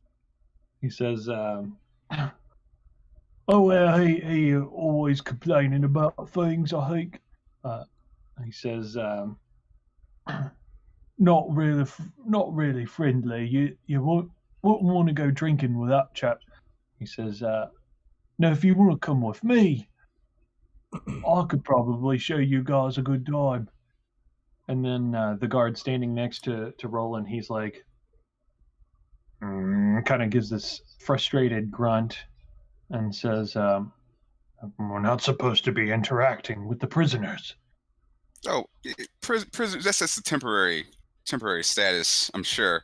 Once we sort all this out. But sir, I'm talking to the one that's scowling and grunting and all that. Mm-hmm. I'm sure you find a lot of value in your work. Surely you must enjoy what you're doing. No? And he says, I like to fight. Really now? I enjoy being on the battlefield. Interesting. How much do you get paid for that? And he just kind of scowls and grunts again. Atlas, while you're standing there, the guard that's with you is beginning to make a move and walk towards rapidly at a rapid pace. Walk towards the opening of the alleyway. As he's doing so, you hear two horses approaching from outside the alleyway. Then you see at the end the two horses. A guard and then one other young gentleman who is now fully awake. Both of them dismount from their horses and begin to make their way towards you. And you hear the boy pop up or pipe up in your voice and say to the other guard, where has he gone? He's saying it to me or to the guard? To the guard. Okay. The guard that's with you makes his way, motioning that he doesn't know. He doesn't understand what has just happened. And you hear him, he's like, I don't know what's happened. I don't know how this chap ended up on the back of the cart here. He says, it's like they've performed some sort of switch, and I didn't even see it happen. And then you hear the boy in your voice say to him, how could you not be paying attention? And the guard is like, who are you to even say something like this to me? And the other guard pipes up and says, apparently this boy is not who he appears to be. The person that you're addressing now is none other than Ulfne Colborn, somehow trapped in this boy's body. And he's like, oh, forgive me, sir. He says, well, we need to find this creature that's made his way away, and we need to do so quickly. And Ulfne, maybe insight him and see his intentions. Sure. Does he? I guess what I'm asking is, does he seem like he's got malintent? Yeah, make an insight check. So there doesn't seem to be malintent so much as fear of consequence. Okay. Like he's afraid of the consequences of what might happen if somebody finds out that he's lost the contents of his cart. So Ulfney standing there immediately takes on this defensive persona or whatever, and he looks at the guard and he says, "How dare you call him a creature? That automaton is a work of art." And the guard is like, my apologies, my apologies. And he's like,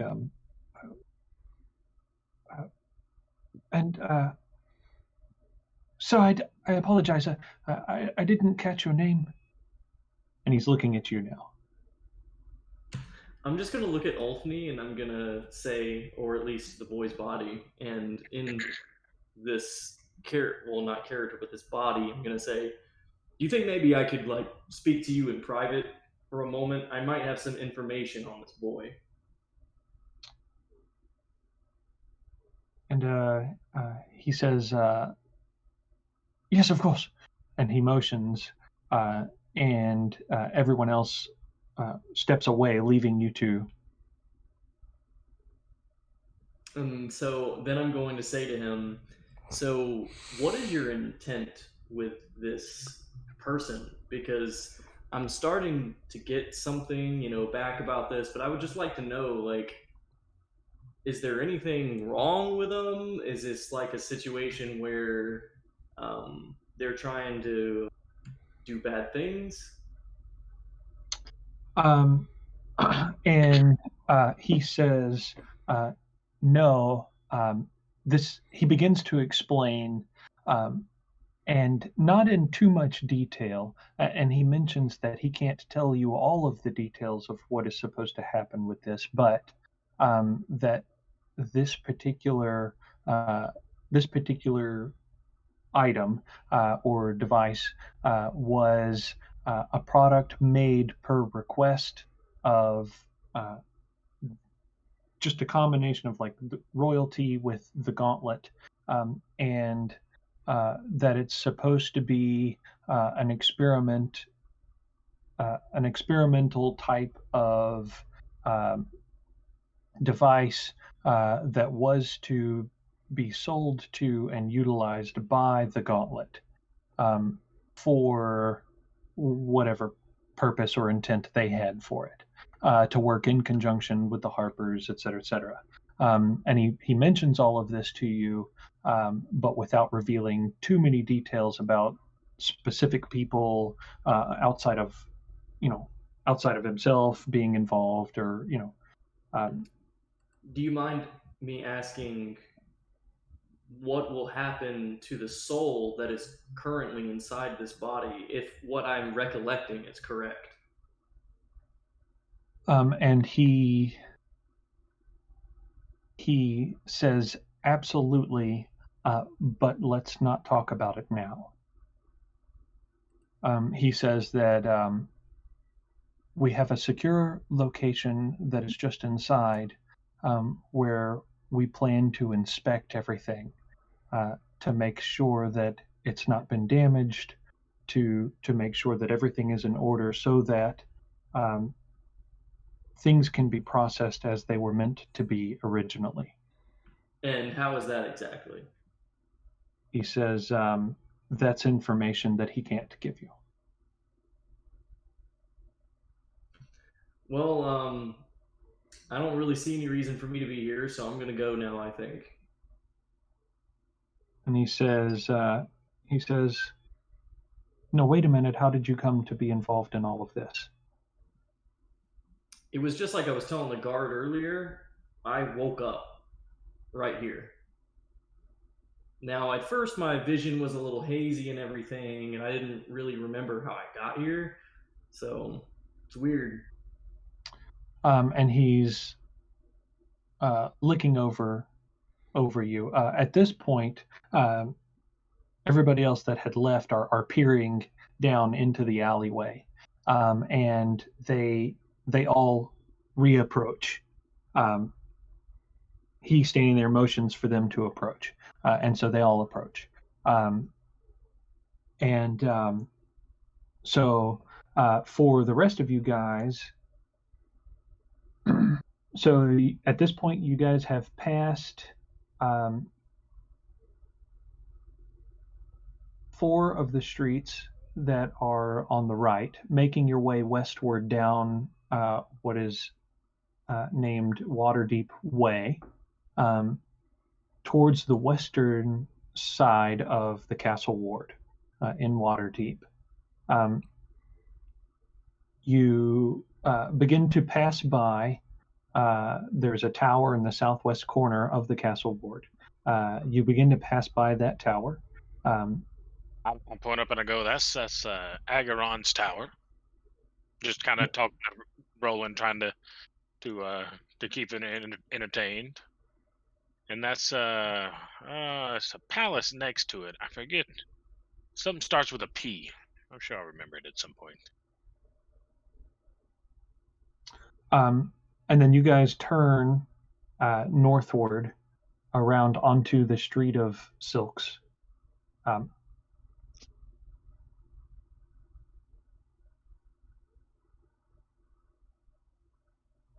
Okay. So Atlas, as you're standing there, they're questioning you about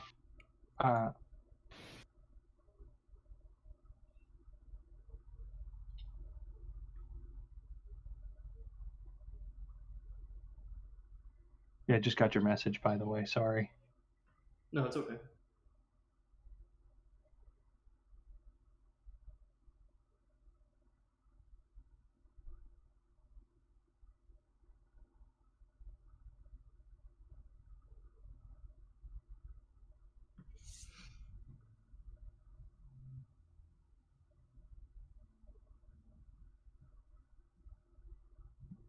I'm trying to think of what I want to do in the meantime, though, guys. I wish I could just like show my spell list to like see what I'm thinking and like hover my mouse over it or something. Yeah, right.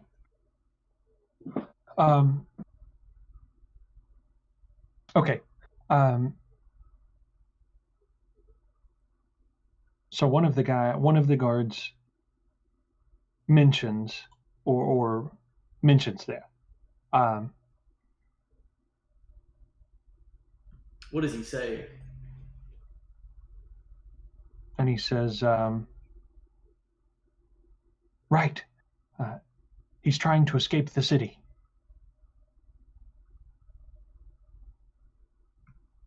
So shouldn't you guys like go get him, or?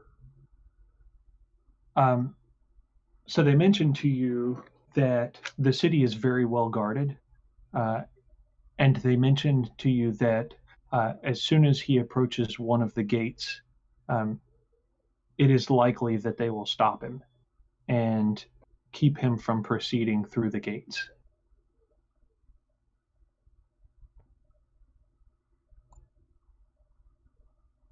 So for the rest of you, y'all have turned northward and continuing to make your way northward. You pass that one small business called the Curious Past, and at the not far from where the market is, you guys approach an alleyway, and the guards that are with you guys, they motion for everyone to halt. So everybody kind of stops walking, and one of the guards turns and makes their way down into the alleyway. Atlas, as you're standing there, you see the other guard approaching the same alleyway that you're standing in, and you've been able to hear also the feet that have all come to a halt. And at this point too, it's like probably midnight. the moon shining brightly in the sky. There are quite a number of lanterns along each of the various roadways. So this portion of city is pretty well lit, especially in the areas where nightlife seems to be pretty prevalent. And it's surprising at the number of people that are kind of out and about still, even at this time of night. What do we see? If I look down the alleyway, what do I see? Yeah, go ahead and make a perception check. Okay. Though it's not going to be very difficult. The alleyway's not that long. Gonna say I may let my pseudo dragon look as well. Yeah, Totally gonna do that. that's okay. There we go, pseudo dragon. Okay. Yeah, so you look down and you see this tall, pale, muscular gentleman standing with the young boy that was on horseback earlier, and two guards. The two horses and the one of those two horses having been attached to a single horse-drawn cart. And they're all standing next to this doorway, essentially.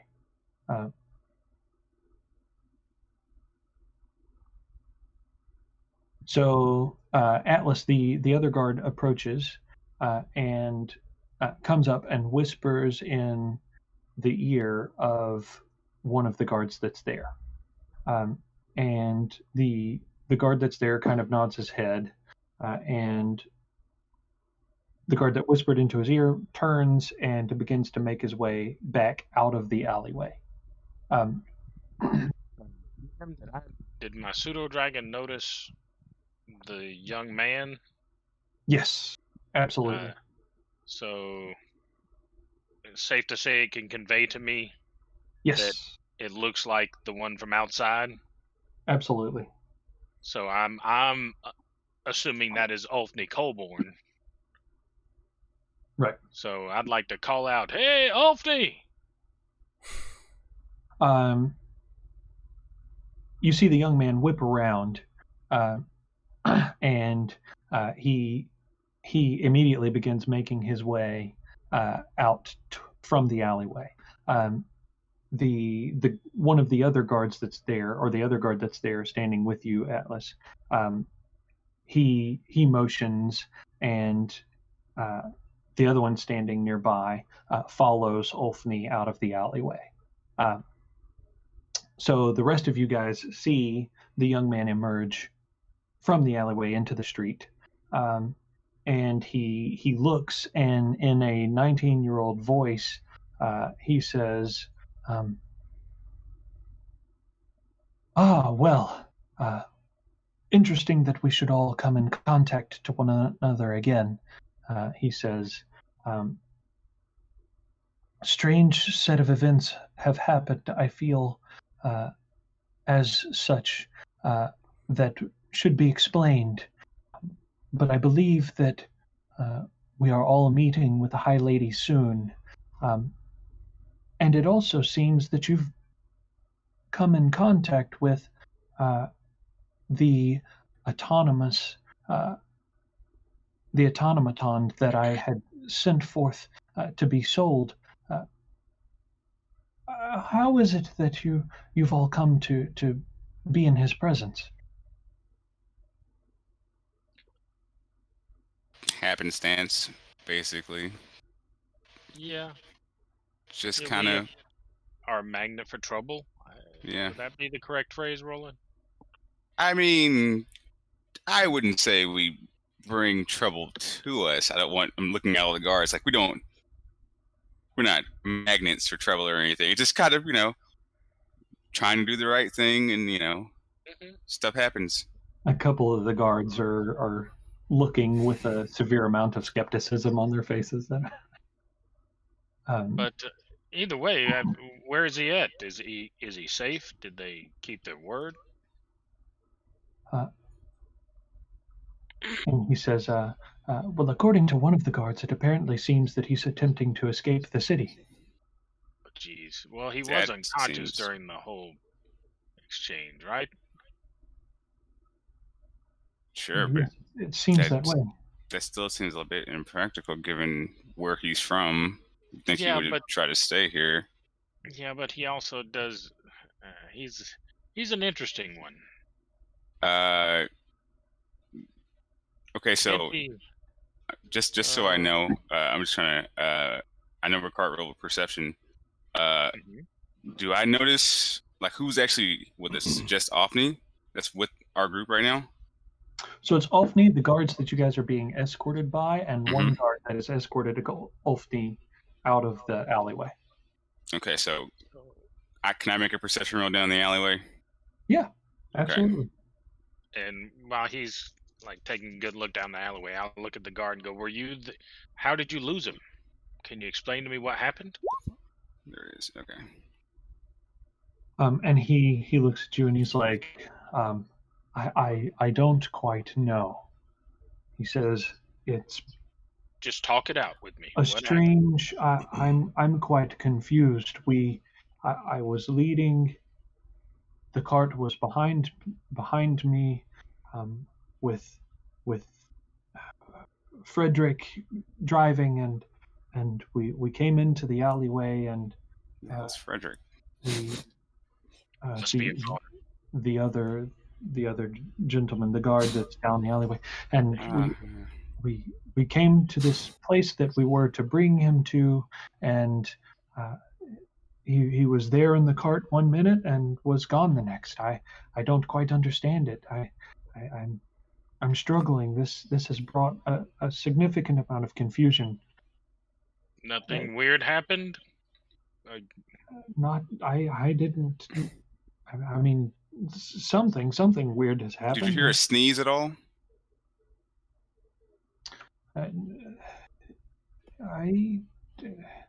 Maybe there's been a decent bit of noise. Okay. Maybe. Let's see. What all can Atlas do? Roland, Skodrick. I kind of just start talking about what all he can do. Chit chatting. When I So look down Roland, that, okay. Yeah, Roland, you do peer down the alleyway and you see that the tall, pale, muscular individual standing. Avery, how tall is it? Your current form, is it the same height as Atlas or no? No, he's like probably, if my guess is correctly. Does Alter Self allow you to change your height? Yes. Height, weight, facial features, sound of voice, hair length, like whole 9 yards, right? Okay. Yeah. I don't even think you can. Can you see through it? I don't even know if you can see It's through not it. illusion. It's just straight up Yeah. transmutation. It's straight up transmutation. Yeah, you Right. can't even see through it. Yeah, interesting. I'm gonna mention to Ulfney. I'm like, he can cast spells. So- Okay, so I see this pale guy in a cloak down the alleyway, right? Yes. I heard, I guess, a vague story from this guard about Atlas being there one moment and then not being there. Right. Okay. I don't want to say would I recognize Atlas's cloak. I don't know. Like, is it a special cloak or is it? Cause I know you just Oh. gave it to him, right? Yeah, that- yeah. Make an intelligence check to see if you recognize the cloak. Here we go. That one. God, The opposite. I'm So not cheating. I swear. What was what were you doing, Roland? Well, I was just trying to see if I remembered something. I think I just did. So Uh, recalling the fact that in order to disguise or hide his hands and feet, he had torn strips of purple garment and wrapped them around his wrists and his ankles, halfway up the forearms, halfway up his shins, and then had the robe over that. And he had done so as to hide his various appendages, or at least to aid in hiding his various appendages, so as not to draw attention to himself while he was an automaton. So looking down the street, you see this tall, pale individual. The robes that he's wearing do appear as if they're identical to what Atlas was wearing, though they seem to fit a little more loosely. As you're looking at him, there are in fact purple wraps around his hands and feet. Uh-huh. And that is something that is not that's atypical. Okay. I'm gonna say something. Okay. I'm not sure. Would I know what languages Ricard speaks? Only the languages that Ricard has spoken in front of you. Gotcha. I'm gonna say, "Hey, Ricard," in Elvish, and Deep Speech, and Undercommon, to see if he knows any of those, recognizes any of those. I wink. I say back in Elvish, yes, go ahead. Okay. And I'm gonna whisper, just to be sure. I think that our young friend is standing in the alleyway and is a little paler than usual. So make a stealth check real quick. Okay. Here goes in that one. I'm just gonna. Okay. Well.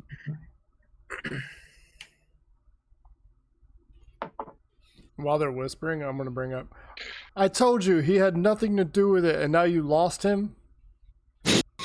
Scott, I want to talk to a manager. Where's your captain? Kind of like put my hand on his shoulder. Scodric's shoulder. And I'll respond to Roland. I'll go. I look down the hall, the alleyway, and I say, in Elvish, back to him. I say, the fight in the field. He can do that. Yeah. Okay. Down the alleyway. Make a perception check. He wasn't really trying to hide it, though.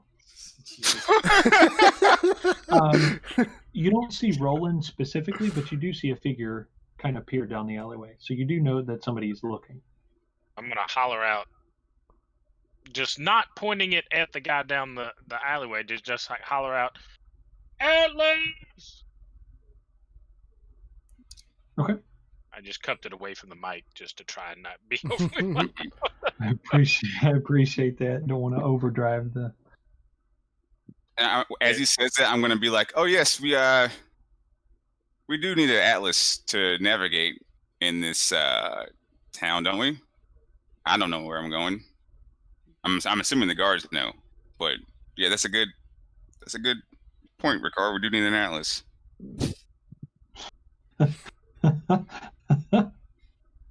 The guards are looking at you guys strangely, just trying to get an idea as to what is going on right now. And do we notice if Atlas heard that? So Atlas, you absolutely hear your name being called out. Do you react to it? How do you react? I mean, I think I would definitely just be like, look. Okay. Can't hear him. Muted. Yeah. I assume I heard Ricard's voice. Sorry. Oh, absolutely. Yeah. Absolutely. So I assume I'm just like, huh?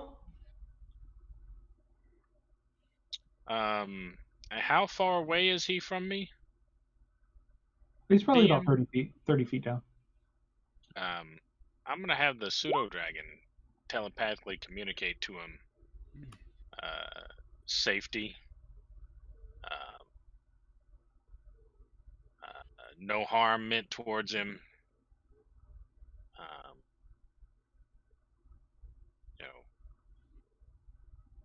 Trying to figure out what happened to him. Those sort of images that Ulfni's not an enemy, that these men aren't enemy, that we're just trying to keep him safe and and hopefully fix anything that he wants fixed. So, do I speak back through that, or is that not? This is just a telepathic communication from the pseudo dragon to you. Yeah, it's a projection of images, if I'm correct. Yeah. It's all in like, it's like flashcards coming up in your head. So in this case, I'll just let everybody know what I'm going to actually be saying, because I don't mind in this case. But my hands, assuming I know where this figure is coming from, because you said that I saw like a silhouette or whatever, I'm not gonna point out like this, but I'm just gonna have my hands. oh, we lost it. Lost your audio again. No, it's okay. Okay, But- so you're pointing your hands like that. I'll put my hands like that, like I'm just kind of like resting my hands up or whatever, just casually pointing that way. And then I'm gonna speak back and say, I'm not so sure if I can trust these people because they're talking about experimenting on me and stuff. And yes, it is me, but I'm just about ready to bolt. And at that point in time, I'm going to lower myself down a bit and pick up a pinch of dirt off the ground, if there is any.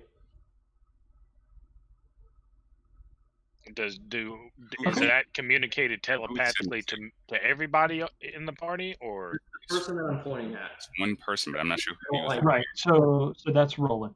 Oh, okay. So I didn't hear the pseudo dragon part, so I'm just like, oh, okay. All right. It's not. Is it two-way or is it just one way? yeah, you can actually message back, but it's like it's technically in a whisper. Okay. You don't have to whisper though. I'm just gonna be like, I mean, you can trust Offney. I mean, I trust Offney.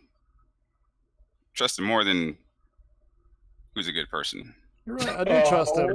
To compare this- wait, are you actually whispering that, or No, the part where I'm actually thinking about who to say, that's just me talking. But everything before that It was says in the spell description that whisper to a target and they hear you and only they hear you. okay. I think we went over this a couple seconds. Is there a limit to how long it has to be? The actual what I'm saying is one round is the duration for the spell. Is that just the whole time? Just like a round or possibly just a back and forth thing. I'm not sure. I imagine it's only one message per cast. Yeah. Spell, I'm just gonna say you can trust Offney. He hasn't done anything to make us question his, I guess, loyalty.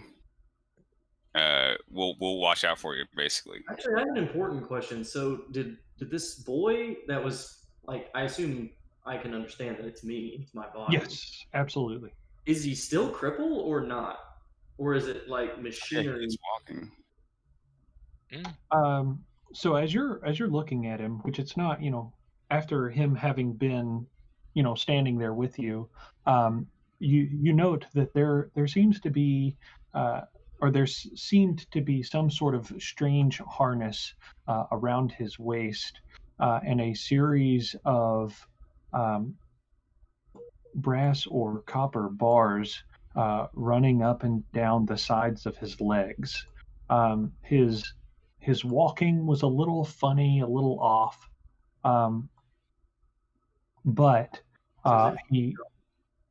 Do I know? So he's like Forrest Gump, basically. Yeah, pretty much. Yeah, Okay. that's pretty much exactly what it looked like. Run, Atlas, run. Okay.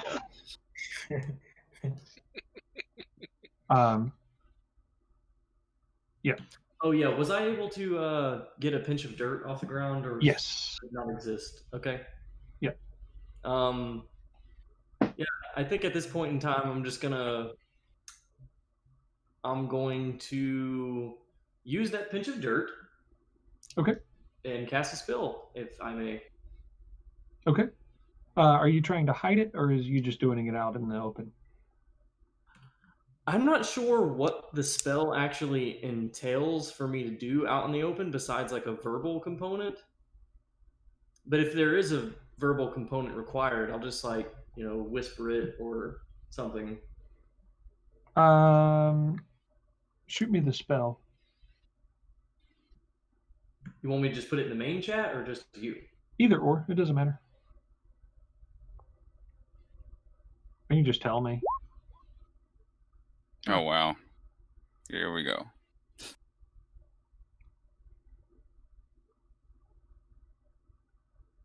Yeah, so it's there's a series of like hand motions, some material that's utilized, as well as verbal components. So this is like you using the dirt to do some kind of Naruto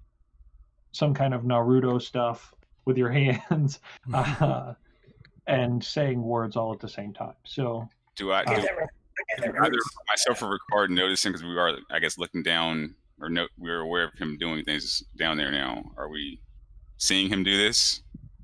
Well, so that's a good question. Atlas, is this something you're going to try and hide, or are you just going to do it openly? I was just seeing if I could do like the actual somatic with the pinch of dirt or whatever. Could I just do it behind my back, or do I have to have my hands out? You can. I mean, no, you can do it behind your back, but it's still going to require a stealth check. Okay, that's fine. If you're trying to hide the fact that you're... Yeah, I mean, I think for the most part, I'm trying to hide. Okay. So do a stealth check. Roland, if you're still peering down to the end of the alleyway, then I need you to make a perception check. Okay. Here's the Is one. that something I can Wow. do? Okay. DM? Go say that again, Ricard. Is that something I can make a perception check as well down the Sure. Okay, cool. Yeah. 16. I'm gonna just whisper to him, and I guess Keedron. Well, Keedron doesn't know what the heck is going on. I guess we haven't told him all that. I'm gonna tell Ricard. He seems to be doing something with his hands. I'm not sure if it's because I do see it with the 20, right? Yeah. So you see him. He bends down, and you see him pick up something from the ground, and then immediately put his hands behind his back. And his like shoulders and arms are like moving ever so slightly, indicating that he's doing something. You can't see his hands now because they're behind his back, but you can definitely see some sort of movement going on there. Yeah, he said he was feeling like he was going to have to run, and he seems like he's doing something. Grab something off the ground. I'm saying this in Elvish to Ricard. Okay. You got any idea of what the hell's happening? Like, plan? What's going on? In Elvish back quickly, I say he's paranoid, and he's going to end up getting himself in trouble. Do we need to stop this, or are we gonna just let him leave? So at this point, Atlas, your spell has taken effect. Oh, uh-oh. I'm gonna look at Ulfdi and go, that might be him down that you were just talking to. That might be him down the alleyway. So Atlas, as soon as your spell takes effect, are you going to react just as soon as you feel it? No, it's preemptive. It's preemptive. Okay, preemptive. Okay. Plan. It's a preemptive, proactive measure. Okay, gotcha. And Ulfni looks down the alleyway for a moment, and he looks back, and he's like, before he says anything else, I want to pipe up and go, what's your intention? If he is, you do find him, he wants to stay in that body. And he looks, and he's like, well, that's quite fascinating. He wants to remain in the body? Best as I know from talking to him, yes. He looks down at his legs, and he's like, well, I guess I can understand why, in part. He says, that seems strange. I would like to sit down and have a discussion with him if possible. It would be good to talk about the circumstances that brought about our state of being. Sure. Uh, I don't. He Strange doesn't seem to thing. know a whole lot about how he ended up where he did. Did he, Roland? Skodrick? not that I'm aware. You always seem to have vague memories about that. Did it had something to do with the book? Mm. I asked Opni if, or Opni, can you guarantee his safety And he from any says, kind of experimentation or anything like that? and he says, as long as the intent of those who are currently in positions of authority over us, who seem to have some skepticism about ourselves, outside of their decisions, I could guarantee safety. He says, I personally would do no harm to something that I myself created. He says, I am very interested to speak with them. After having gone back momentarily I did end up spending some time with his parents and had some discussions with them, and it seems that they came into possession of a particular item which may have aided in the causation of how we stand to be. He Interesting. says, I would like to have some discussions with him about this. We should do so. So Say out loud, if just as he finishes saying that, I'm just gonna blurt out loud if that's, unless somebody's gonna interrupt me, try and stop me from doing it. Well, I was going to say, should one of us just walk up to him and approach him and walk him back, or do you want to just have him come to us? I don't think the guards will let us. Well, I mean, Opni can walk with us, and the guard can come with us, right? Or no? Is that not something we can do? Y'all are having this discussion in character out loud. Yes, yeah, like that. One of the guards hears and turns to you guys and says, where is it you're walking to? Just right down the alley to that guard. It's just hypothetical. Yeah, it would just be just a few. How far away is it? 30 feet. Yeah, like about 30 feet down the alley, and no further than that guard, and then back. And he kind of looks with some skepticism at you, and he says, I suppose that would be all right. It wouldn't be that you would make it very far, should you attempt to run. No attempt going to be made. Whichever, I mean, who do you think would be the best to calm Atlas down out of all of us? You're saying that to Ricard or Ulfney? To Ricard, Skodrick. Okay. I don't know who he trusts most. Probably not me, because I'm the crazy fireball guy. Hey, Skodrick, you want to go talk to Atlas? There you go. No. You say that out loud? Yeah, he's saying that to you. Okay. Yeah, I'm just letting you know, he's right down that alley, that pale guy. If you can just maybe calm him down and get him to come back this way so we can, talk to Opni. Yeah. Speak to Skodrick and Draconic. Go with haste and speak the truth. Yeah. Speak easy and calmly. A nod. I also say in Draconic, make sure you give him Ulfney's assurances of his safety, as well as my own personal, upon my life. Okay, Skodrick? All right. I just say in made up Draconic. Yeah. I just say some words that sound similar. Not in my head. That what did you just say about Skodrick's mom? That sounded messed up, Roland. Oh, yeah. I mean, I meant to say about Wint that you guys should do that, not all me right, wrong. I'm walking out. Okay. I wink at Roland. All right. Cool. So I head down the alleyway. So I guess I know what's going. I know who he is. Yeah, they've pointed him out. They've Okay. directed you to him. So Atlas, you've been approached by Skodrick. Then if he's just did you say anything or? Yeah, I'm heading that way to you. Can I see him? Yeah, you see him walking up the alleyway. Okay. And so I think I'm just gonna cast message again. Okay. Okay, please don't type it to me. That's all good. I'm not. This isn't like a secret time or anything. Okay. So I'm just going to say, in Atlas's voice, yeah, it's me. They're right. They're right. It's me. Okay. We have the word of Ulfni that it is safe to come join us. Then I'm just going. I mean, I guess I'll just keep casting it as long as I need to, if that's okay. But I'm just gonna say, in this case, I guess I act like I'm about to urinate or something.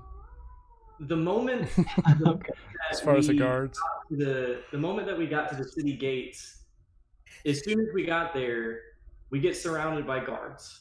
Right. And I pass out and wake up in the middle of a cart, seeing somebody else who's in my body, who might have malintent. Can you understand why I'd be a little anxious about that? I completely understand why you would be anxious about that. But our hands are kind of tied right now. Literally. This is exactly my point. I didn't quite see what happened. All I know is I woke up in a cart. What happened to you guys? All right. So right now we're paying for our past endeavors. You are clear of all these so-called, well, I mean, they were crimes.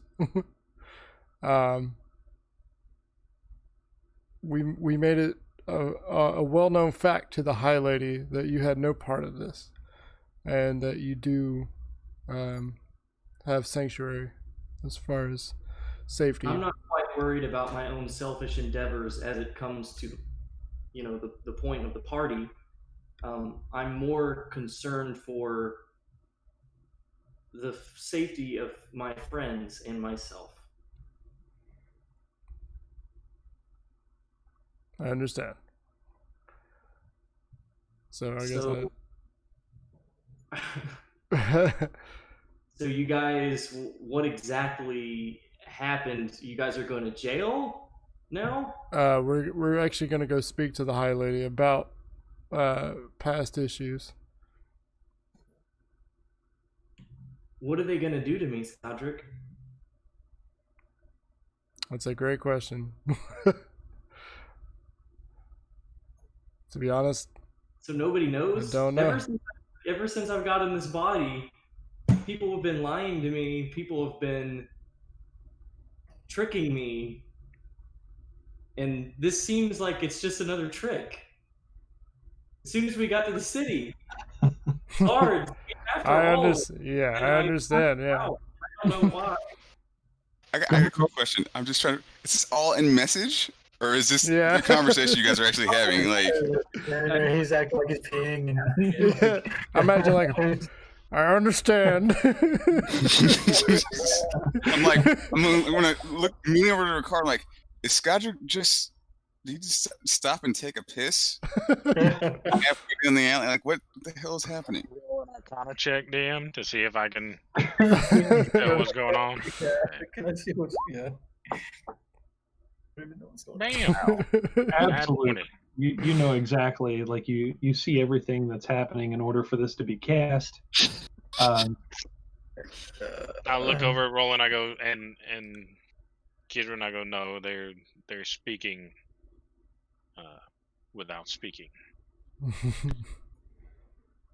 Okay. I'm sure you've done it before. But oh yeah, I've done it. I've done it many times with many women, but speaking without speaking. Yeah,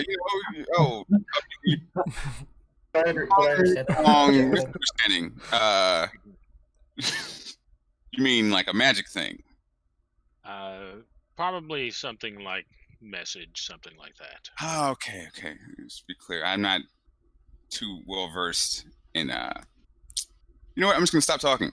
Allowing basically, telepathic communication back and forth. Yes. Not sex. Gotcha. I mean, I'm sure you could use it for dirty talk. I mean, no. I meant just the language of bodies. I don't want to get too in detail because Keedron's that here. could be interesting because then you could be conversing with your mind and using your mouth for other things. I mean, that is interesting. very interesting, Roland. You should employ that.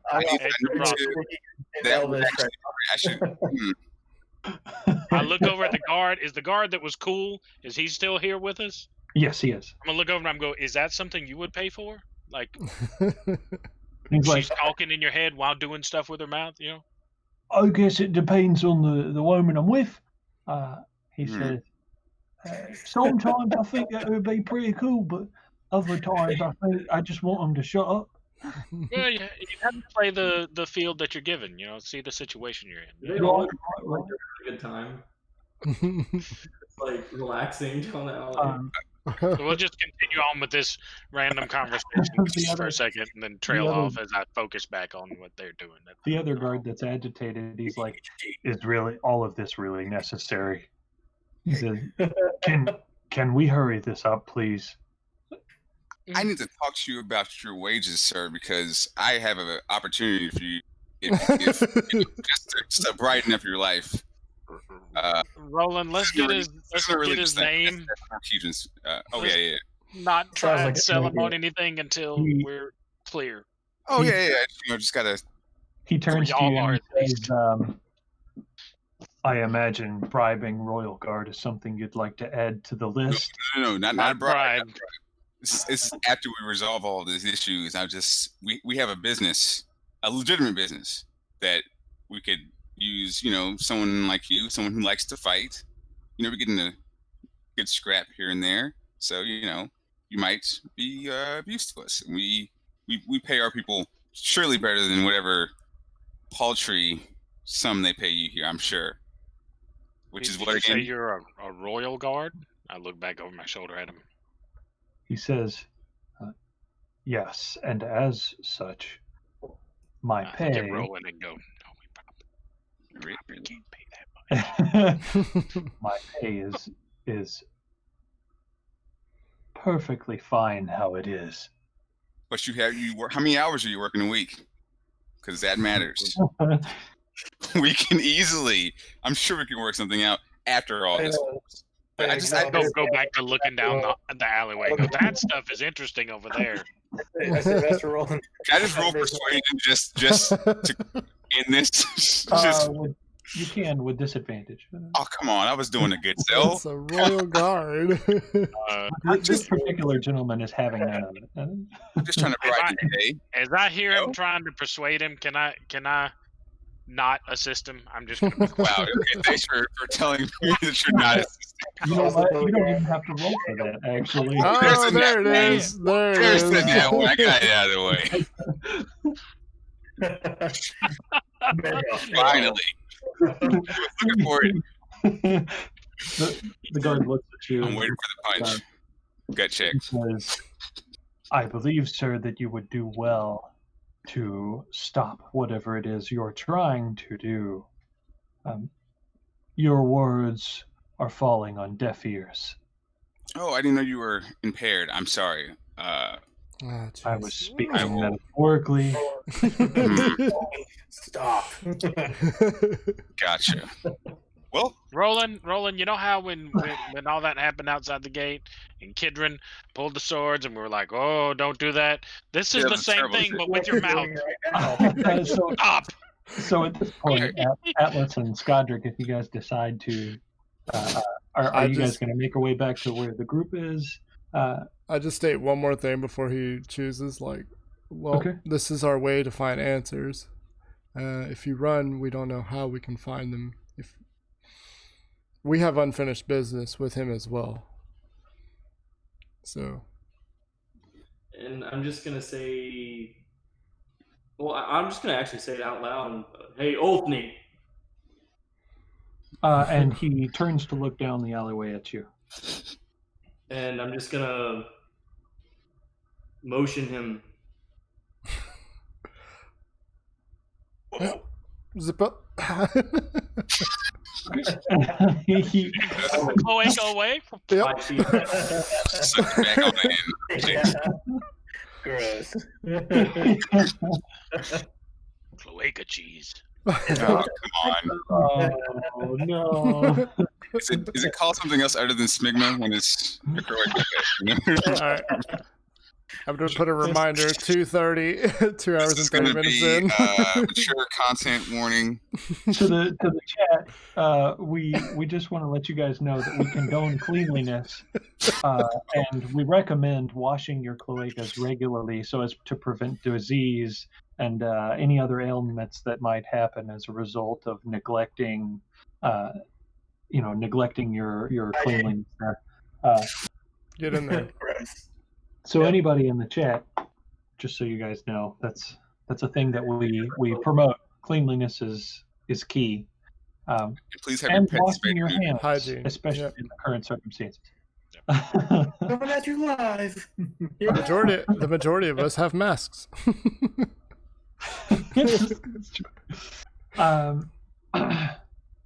So Ulfni turns and begins to. He sees you motion towards him, and he does have a little bit of a look of confusion because he's not quite sure how he's acquainted with you specifically. Though he did seem to respond to the name Atlas as it was called out, and one of you guys hears him kind of mutter to himself that that's the name the people were calling him of the home that he had awoken. And then he makes his way down the alleyway to where you're standing, Atlas. Skodrick passing you along the way. And he stops and he says, and what can I do for you, good sir?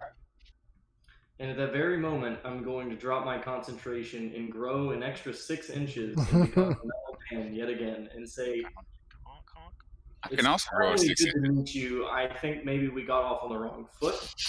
Where are my parents?" The look of surprise just overcomes his face, as well as excitement. He's both surprised and now very excited. And apparently I missed something. What was said there? Nothing. What Atlas said, oh, okay. I'll do watch it. I'm not meaning to. I don't even understand. Oh no, you just said you grew a certain length, and I mentioned that I was can also. 6'1" and I went to 6'6". I grew 6 inches taller.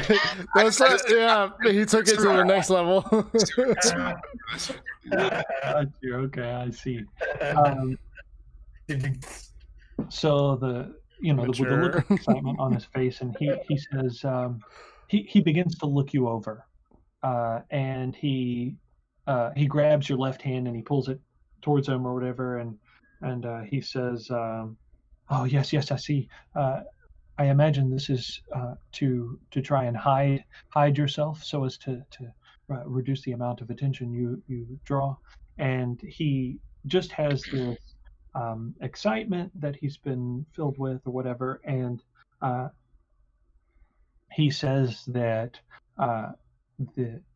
the other guard has begun to explain the circumstances to him once he's identified himself, and mentions that the guard expressed to him that there is a room in this building that has pretty good lighting as well as some instrumentation in it that he can utilize to perform some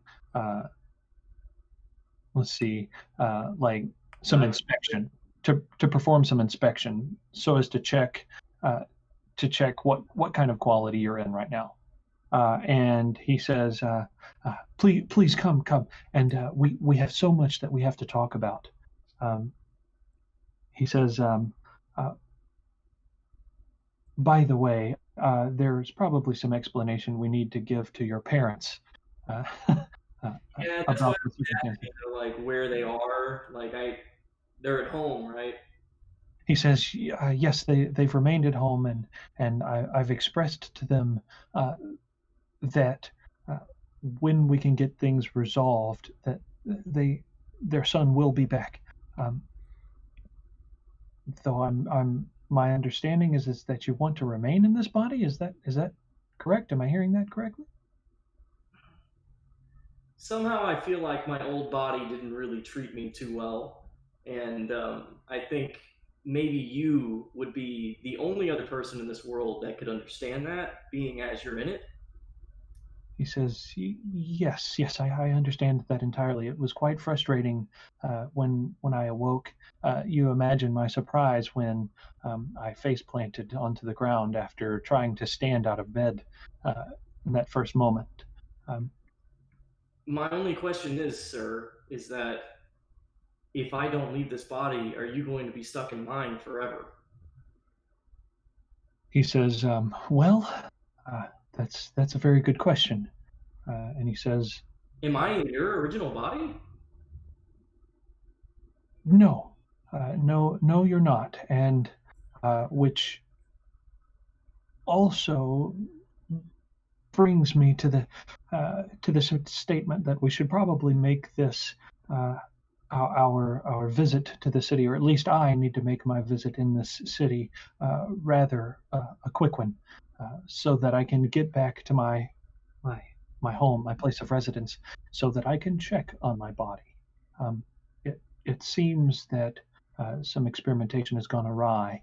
The last thing that I recall before having woken up in this body was I was putting to work a particular shield garden left to me by our friends here, and he motions towards Skadric and the end of the alleyway, and he says, we had been in the process of rebuilding a particular device that I had devised in order to. There's so much explanation that needs to happen here. He says, "Please, let's go inside. I want to make sure that you're still in the quality in which I had shipped you in. Are there any parts missing? Did you see anything come off of you? Have you?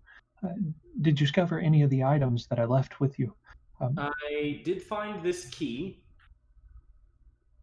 I also found quite a few other things, like this gem here.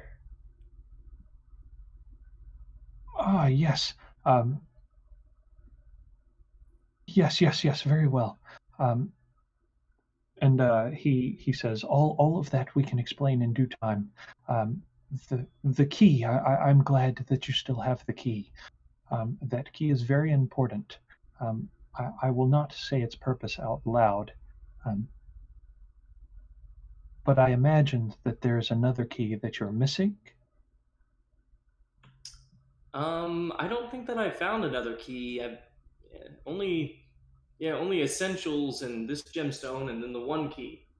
I think I told you I saw a keyhole inside your chest or something like that. I think. Yeah, that was a few sessions back. Okay. Yeah. And he says, yes, very well. So let us make our way inside. And so he begins to tug your arm towards the door. One of the guardsmen goes up to the door and knocks on it 3 times, and then waits for a few moments. There's a knock back, and then he knocks again. The door then swings open. After the door swings open, he makes his way down some stairs into this room that exists underneath this building, and then beckons for the 2 of you to follow. The other guard turns back to you, Skadric, and says, perhaps the rest of you should be onward to your meeting with the High Lady. I believe that she's currently waiting on you. Yes, please. I don't feel good leaving Skadric. Or I don't feel good leaving Atlas. At least one of them stay with me, do you think? Or would the High Lady require them all? perhaps let me look. Did the procession come with all of you? He's asking you, Skadric. Did the procession all come with all of you? Were the wizards with you? I need to have one of them ask the High Lady if that would be acceptable. I was not aware of it.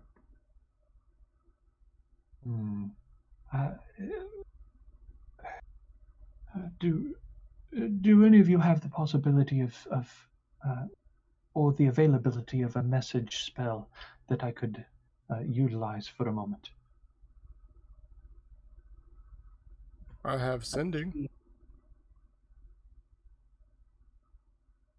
Oh, yes, very well. That would work. Would you mind sending the High Lady a message for me, just in the request that one of you remain with Ulfni and this other gentleman, so that they can work here. Your friend has requested that one of you stay. I just need to make sure that the High Lady gives permission for this. Okay, and I send her exactly what he asked. Okay, and then the High Lady responds that though she would prefer to be able to speak with all of you, she says that it would be okay for a little while.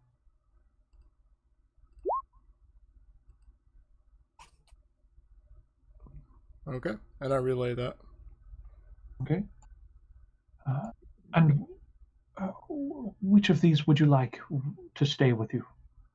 And he's turned to you, Atlas, now, and said that. I haven't really got to spend much time with Roland. Am I in? Do I hear this, or are they down the alleyway still? Still down the alleyway. Okay, I have no idea he's saying this. Yeah, I think I want to get to know him a little bit better, so maybe he'll be there with me when you're experimenting on me and stuff. That seems nice. As he says that, I start walking back, and just like, you're up, Roland. What do you mean? What are you talking about? He's Ulfni and Atlas are gonna, I guess, go over a few things about what's going on. Okay. And we asked the High Lady. She says she one of us. For me to go? She says one of us. And Atlas chose you.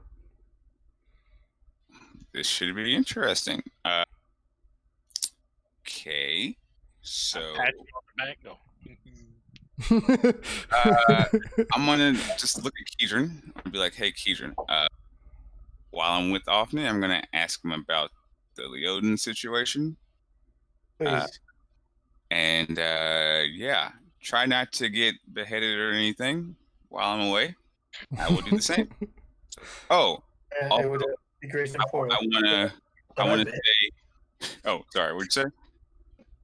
Nothing. Okay. I look at Skadric and I say in Draconic, "Is everything okay?" Yeah, everything's fine. We're working it out. I say back in Draconic. Perfect.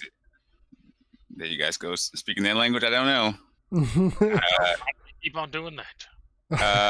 I'm gonna say something in Elvish to Ricard. I'm gonna say, no. This is just okay. I'm just gonna say, as I'm walking away, I'm like, I appreciate the fact that you were willing to, take the brunt of the punishment I did overhear that.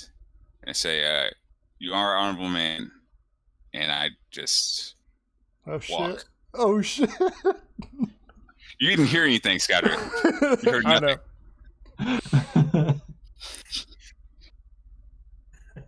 I say as you're walking away, keep yourself and Atlas safe. No matter what. Yes, the boy.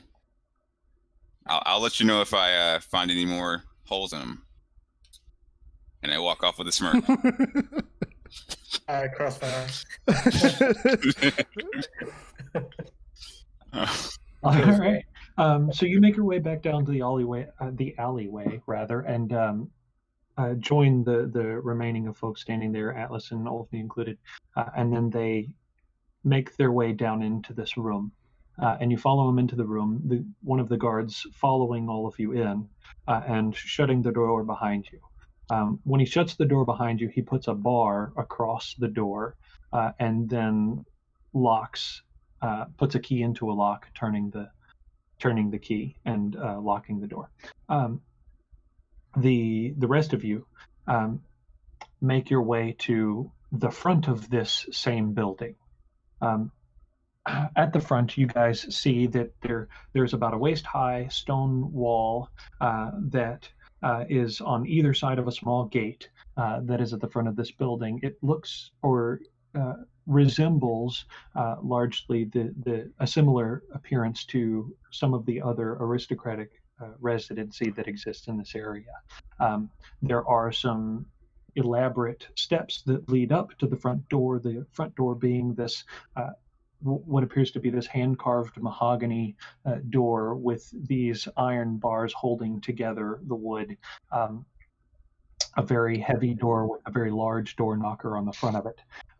There are elaborate hedges on either side of the steps that kind of form and are cut into these celestial-shaped figures that appear to have horns or holding horns.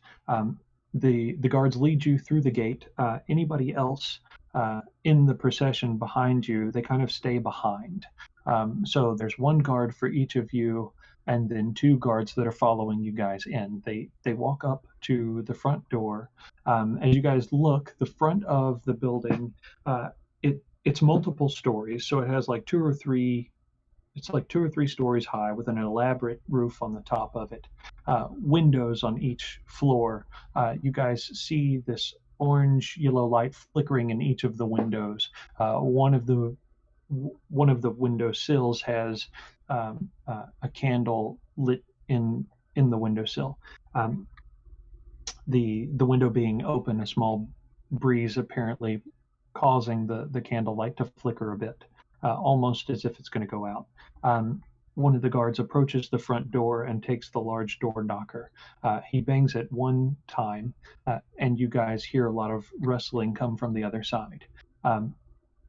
Then the movement of wood scraping against wood, and the door swings open.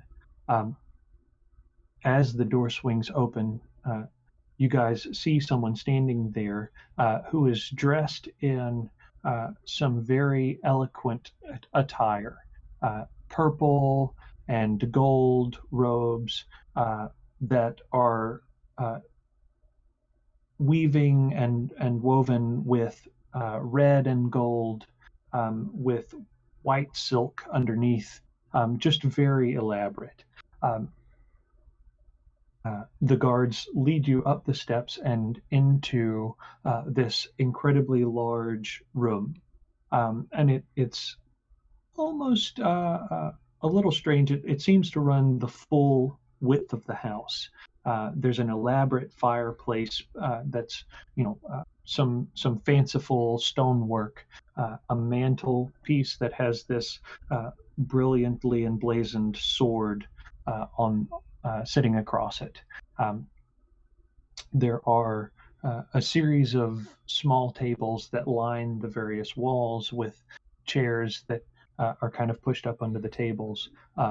There's a fire in the fireplace, candles lit all about the room, and the guard lead you up into this room and then point to a set of stairs that are in the back left corner of the room.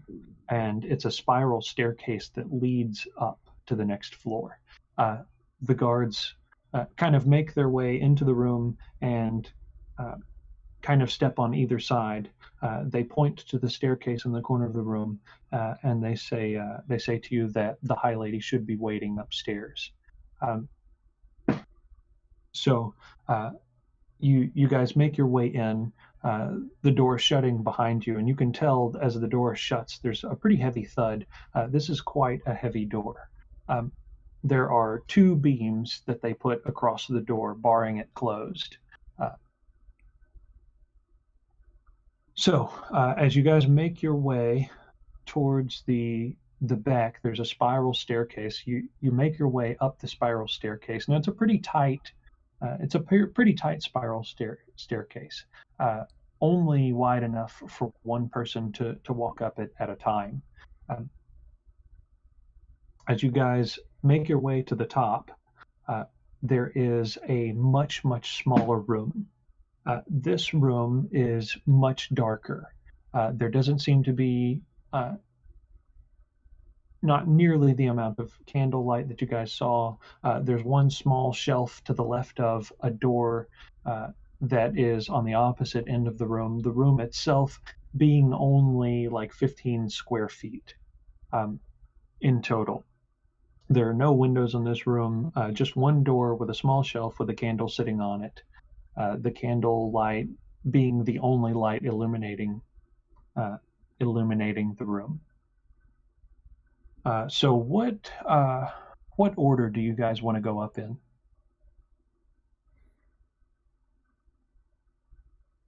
We're going second to last.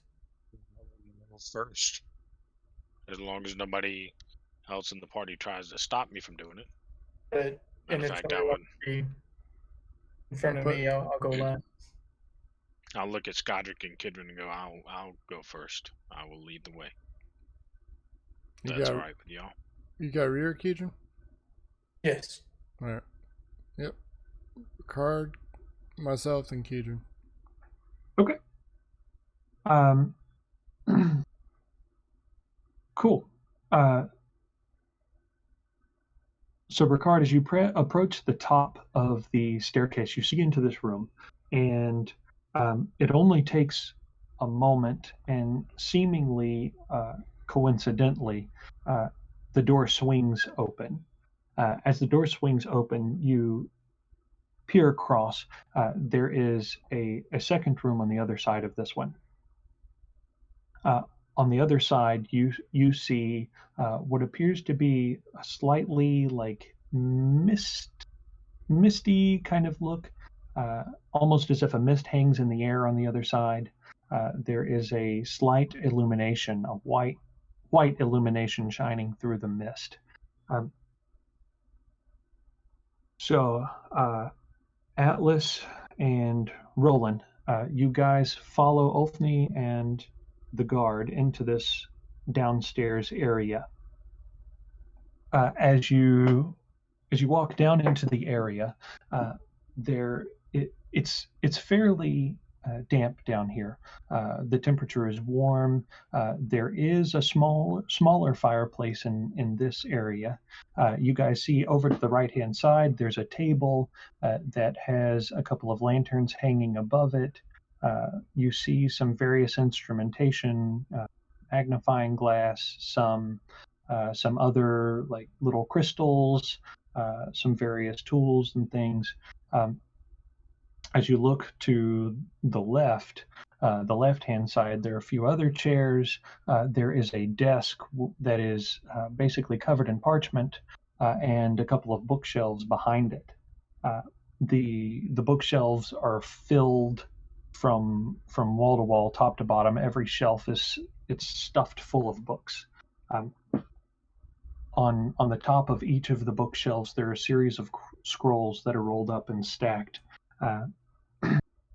You guys see over on the far side, and Roland, you recognize this right off the bat. There is a much smaller table with an alchemy set sitting on top of it.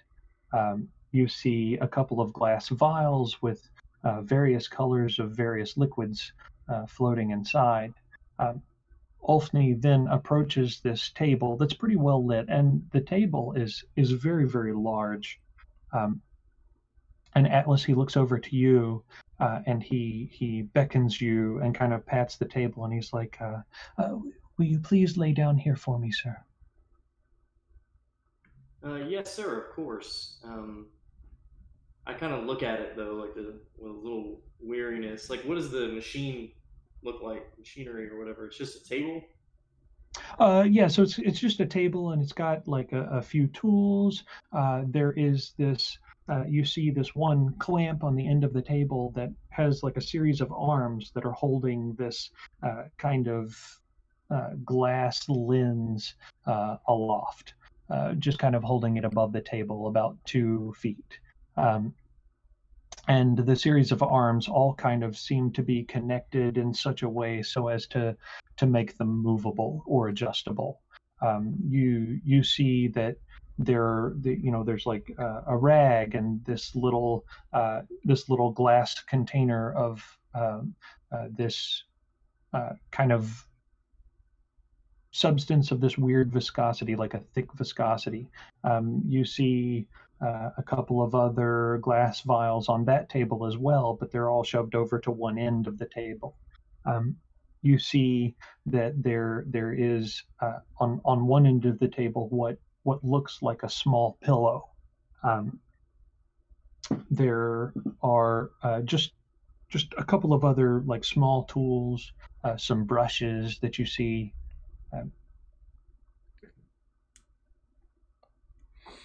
Okay. That doesn't sound too intimidating, so maybe I'll chill out for a moment. But I'll lay down on the table. No resistance, nothing like that. Okay. Can I ask Offney?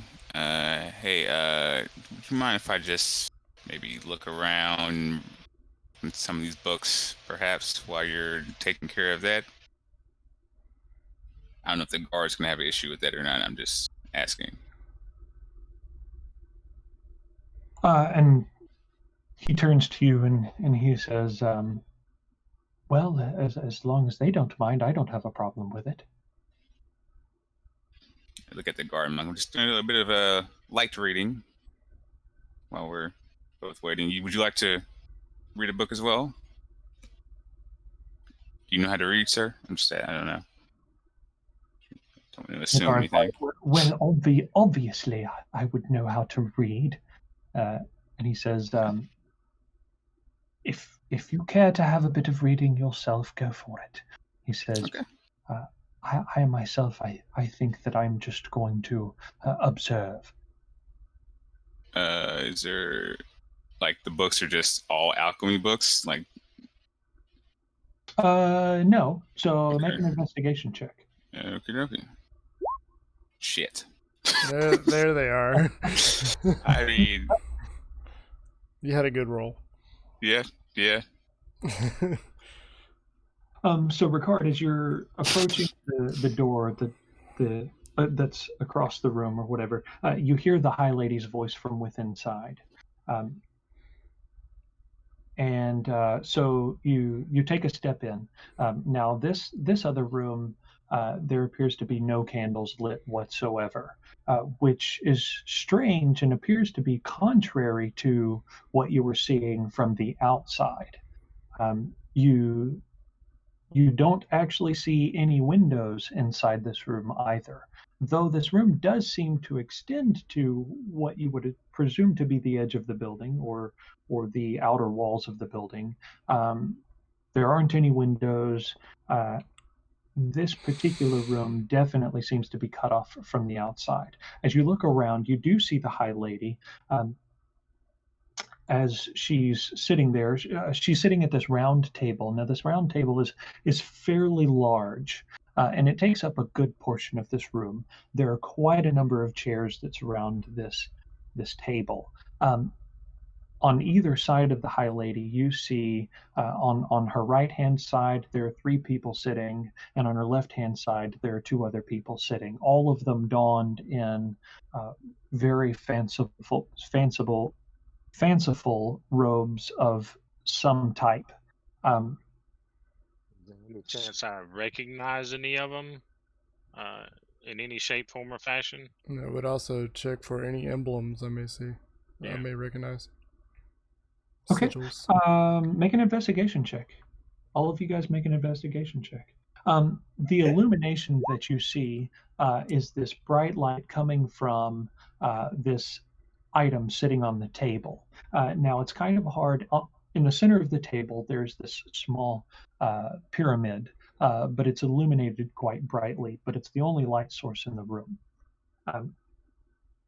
very strange. So as you guys are looking, kind of observing the situation, none of them seem to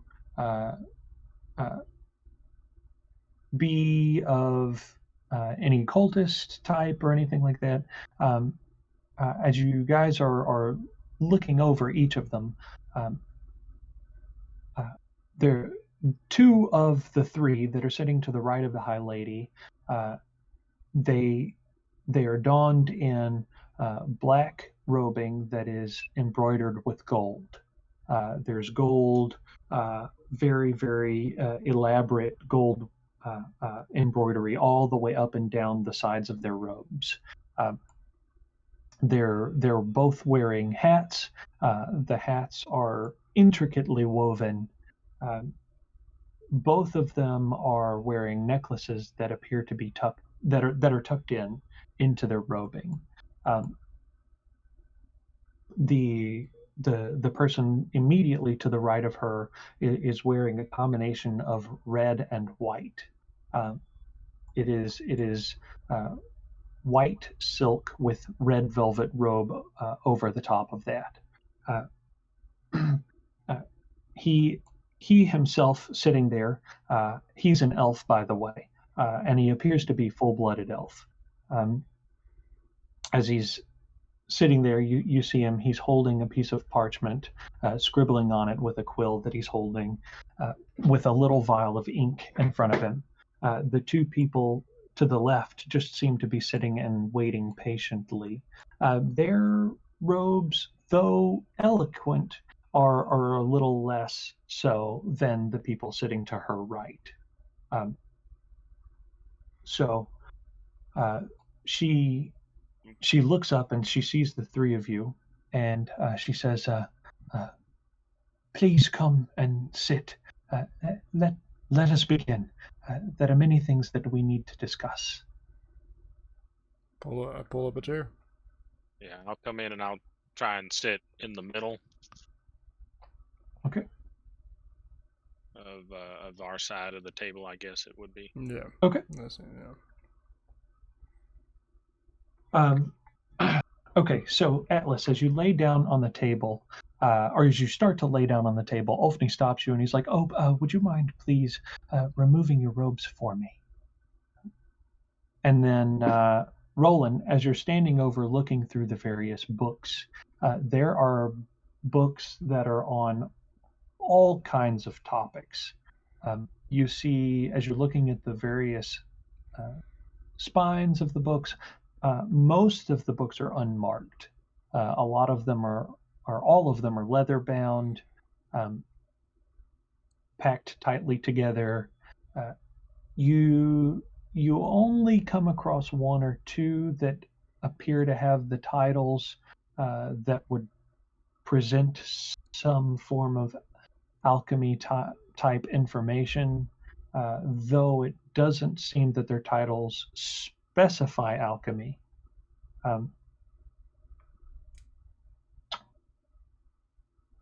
Let me take a quick look through here. Well, I was just gonna ask Ulfni, like, these the only books you have on alchemy, or am I off about this, or do you have anything else? And it's like, well, I haven't been here in quite some time. I would have to take a look. I don't quite remember all of the books that I have, though this is my personal lab provided to me. He says, let me take a quick gander over what I have, and I'll point out anything that I see. And so he pauses for a moment and he walks over to where the bookshelves are, and he's kind of glancing through. By the way, real quick, who all has to get up early in the morning? Who's working? Me. Okay. Ricard and Atlas. Back up, me. Kidron, you said? No, I'm good. Oh, okay. And Roland, what about you? I'm, as always, I don't care. So it's fine. Skydra, be working in the morning? No, I'm off. Oh, nice. Okay. Yeah, vacation. Ricard, Atlas, you guys are thinking midnight, maybe? Yeah, midnight's cool. Yeah, Okay. that would work. Yeah, that's just 20 minutes from now. Okay. Yeah.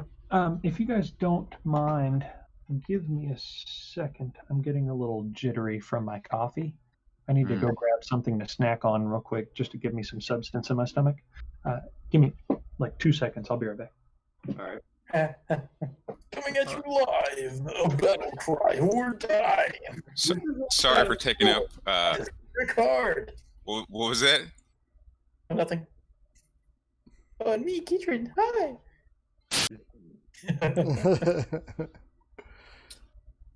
This is definitely like a decently tense session. Yeah. Sure. Yeah. Yeah. Oh yeah. Sorry to bore you guys with my library visit. No, we know. I'm just trying to, Make gather the most, information. make the most of a Who's bad presenting? situation. I don't know what the hell's going on, man. I'm not even.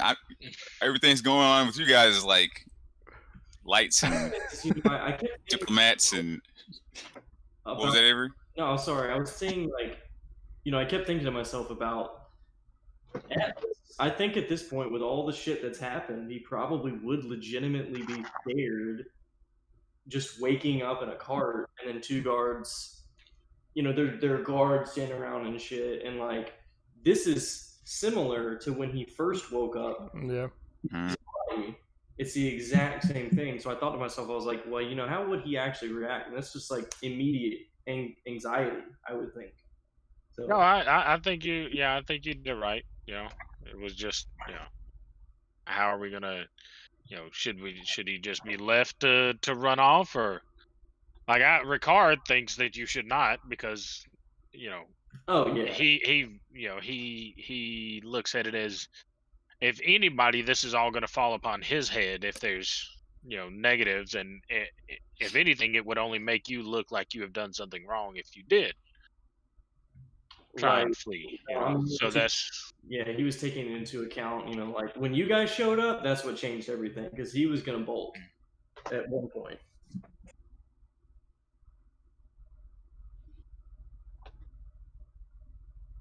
All right, sorry about that, guys. You're good. I'm feeling it. Calm down. All right. I'm glad one of us is.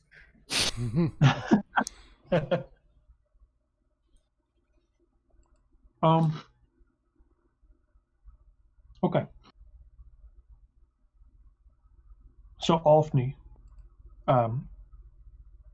looks through the books or whatever, and he points out two that he recalls to you, Roland, and pulls them off of the shelf and hands them to you, and then makes his way back over the table.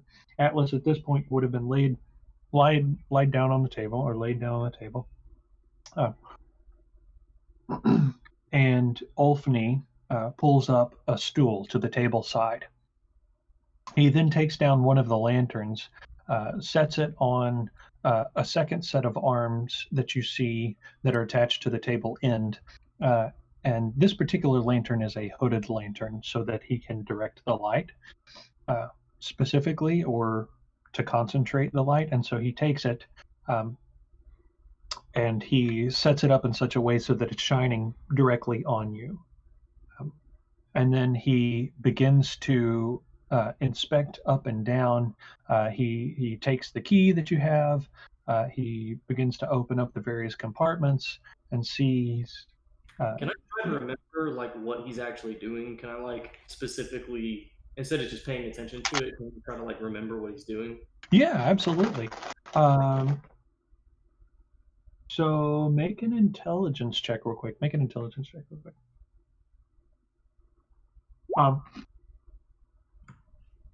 Good.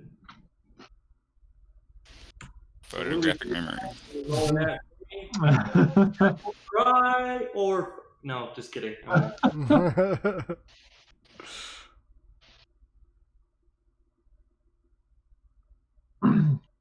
So the High Lady sitting across the table from the three of you And she says,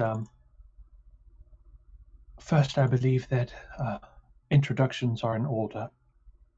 And she turns and she points to the guy to her rightmost, and she says, "This is Zina Salkin."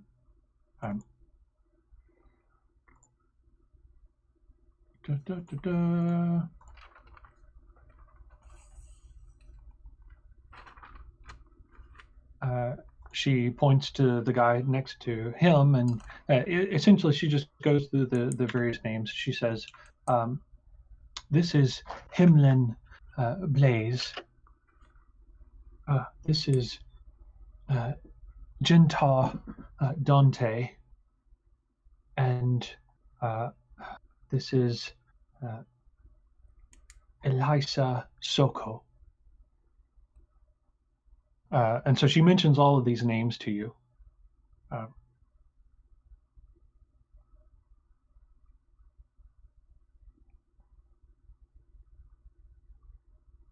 She says, these are all politicians who have been working with me, with the Harpers, in order to bring down this cult situation.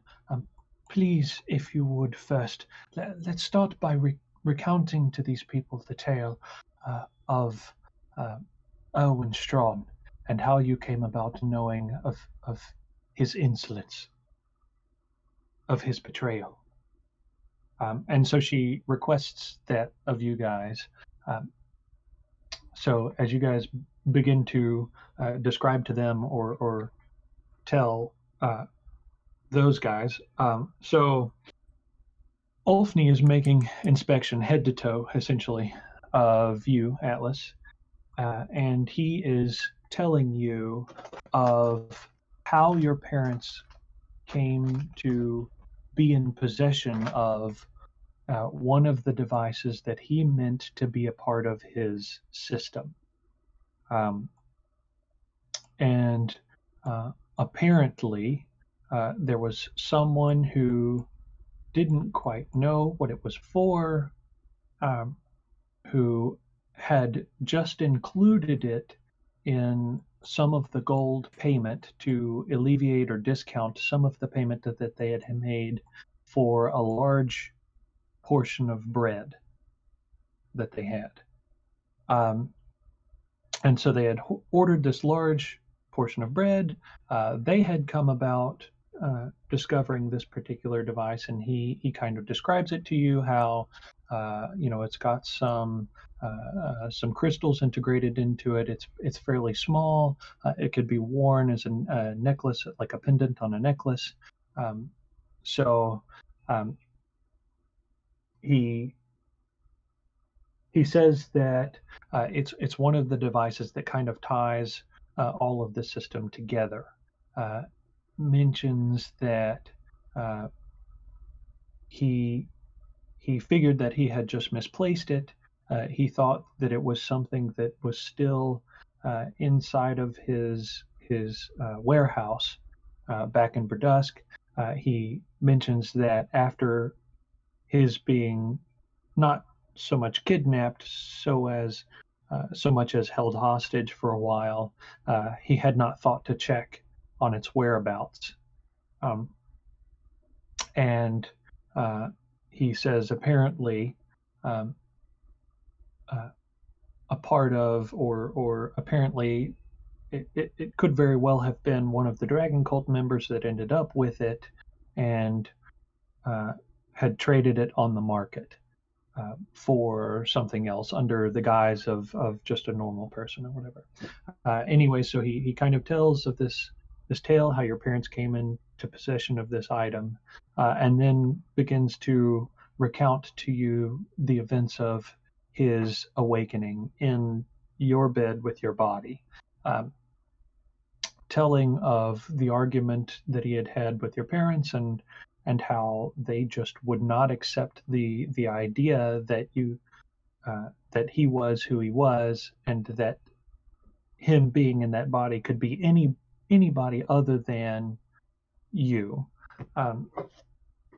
and then tells of how he needed first to make his way to the workshop here, and how he had come up with and engineered the braces that you now see on him, and he kind of mentions to you or describes to you the functionality of the braces that he's wearing, and how they are a bit inhibiting because they don't entirely work on their own, that they do require some adjustments of body movement as well as hand control on some of the various pulleys and things on the sides, so as to get them to actually move the legs. It's almost like a puppeteer, moving things in order for them to animate.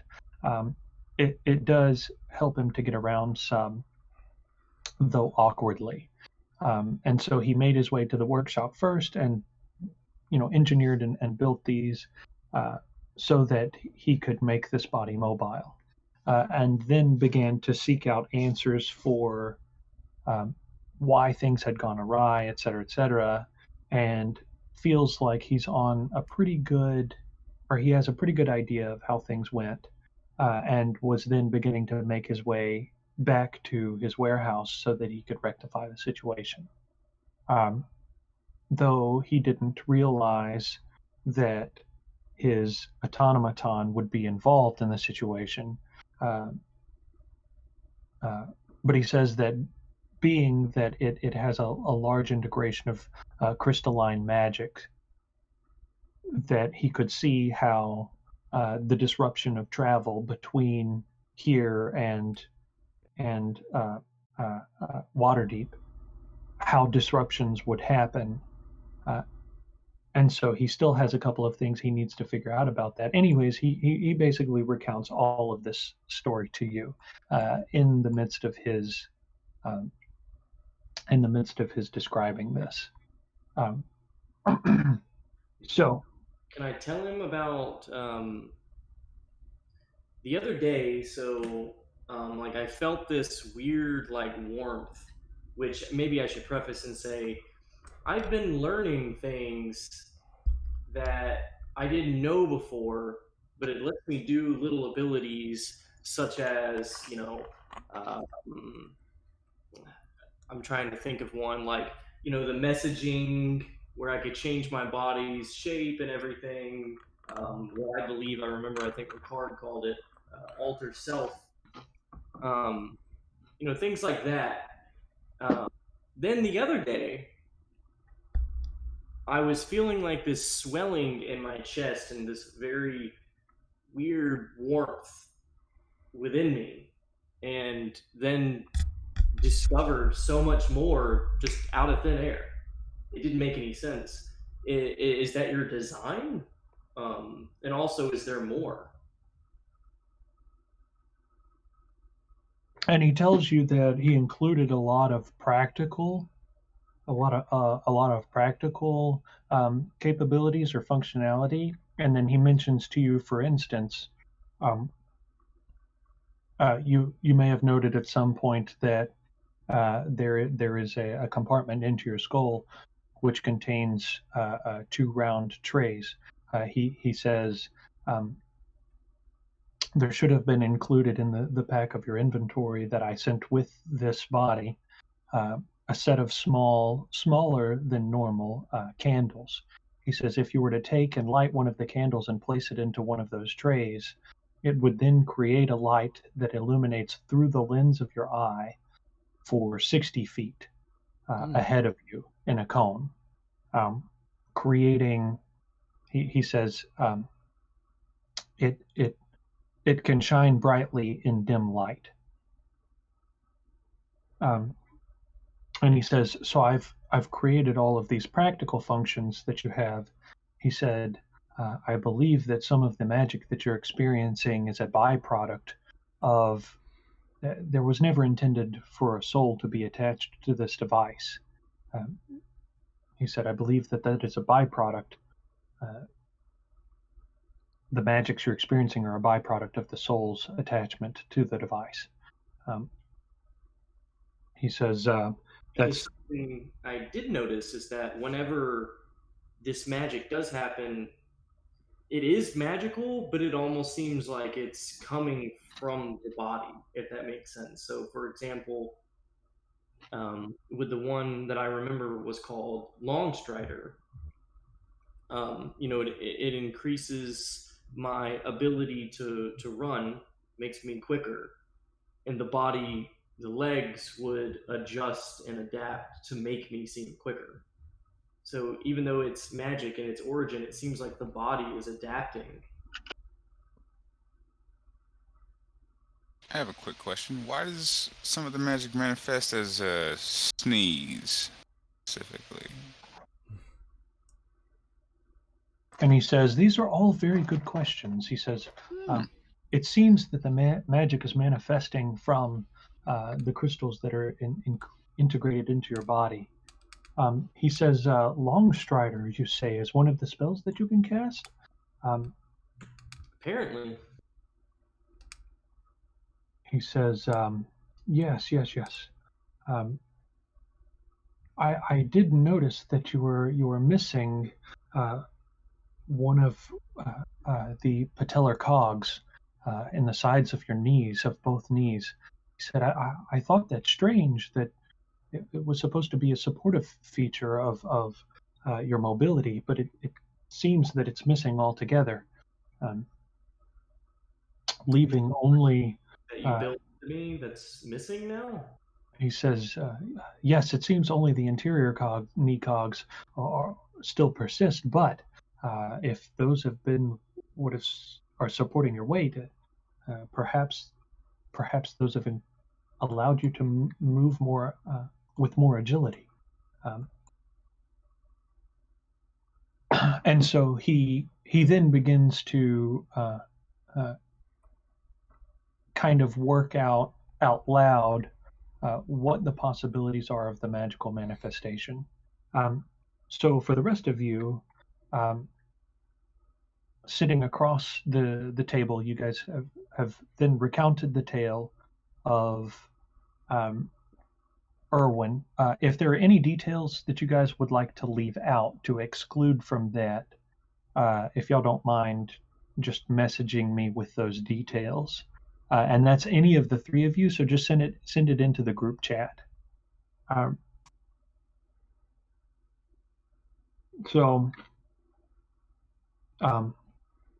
Yeah, and then we killed Alduin. No, and he was supposed to be a member of the DM. My mind's failing. The Gauntlet. The Gauntlet. Order of the Gauntlet. And to this, she actually seems quite surprised as well. And she mentions that she had not heard of any infiltrations of the Gauntlet by the cult. She mentions that she needs to get back in touch with them. And don't forget, you need to speak to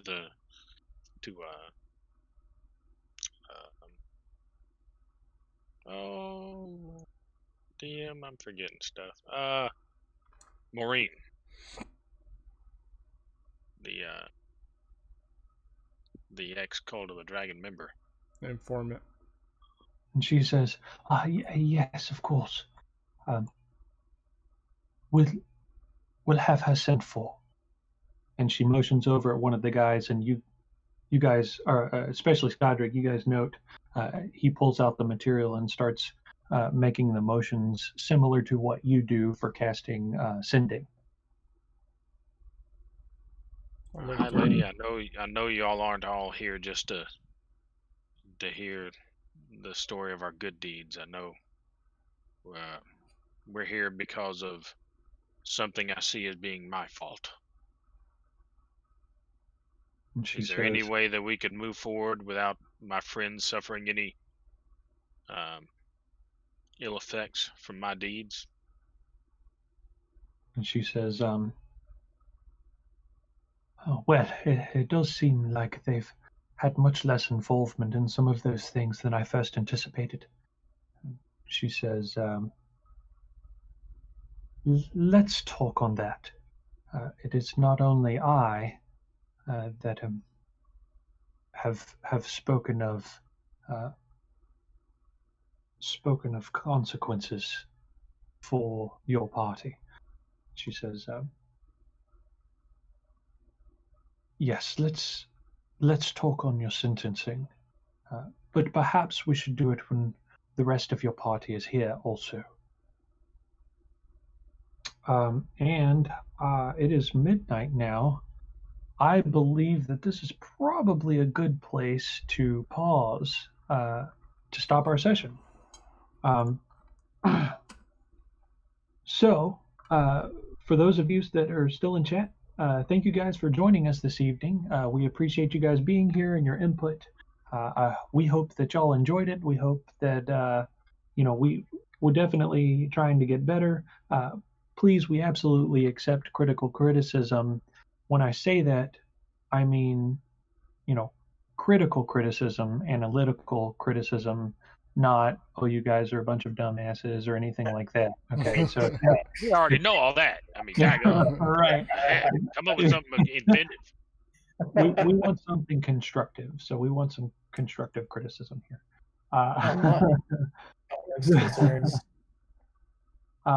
But yeah, thank you guys so much for joining. Kone or Kone19 will be reaching out to you.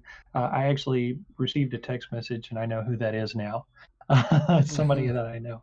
So okay, cool. Cool. Coming at you live. Yeah.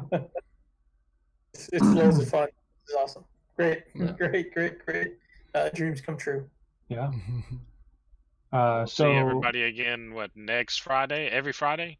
That's right. yes, every Friday we try to start around 8:30. So that is Eastern. Eastern, 8:30 Eastern. Yes, that is an important. Battle cry or die. Bio. Do what? Yes. Would you Put say? it in our schedule bio? Maybe we should do bio. That wouldn't be a bad idea, though I don't want to put a time limitation on that quite yet. I was just looking for some other motivations from a couple of folks. So, all right. So with that, this has been another Battle Cry or Die D&D session. Thank you guys so much for joining. Yeah, thank you guys. Have a wonderful night. Check us out on Facebook, Twitter, YouTube. Follow and subscribe. Yep, hit us up. For sure. Subscribe. Thank you. Goodbye. Peace.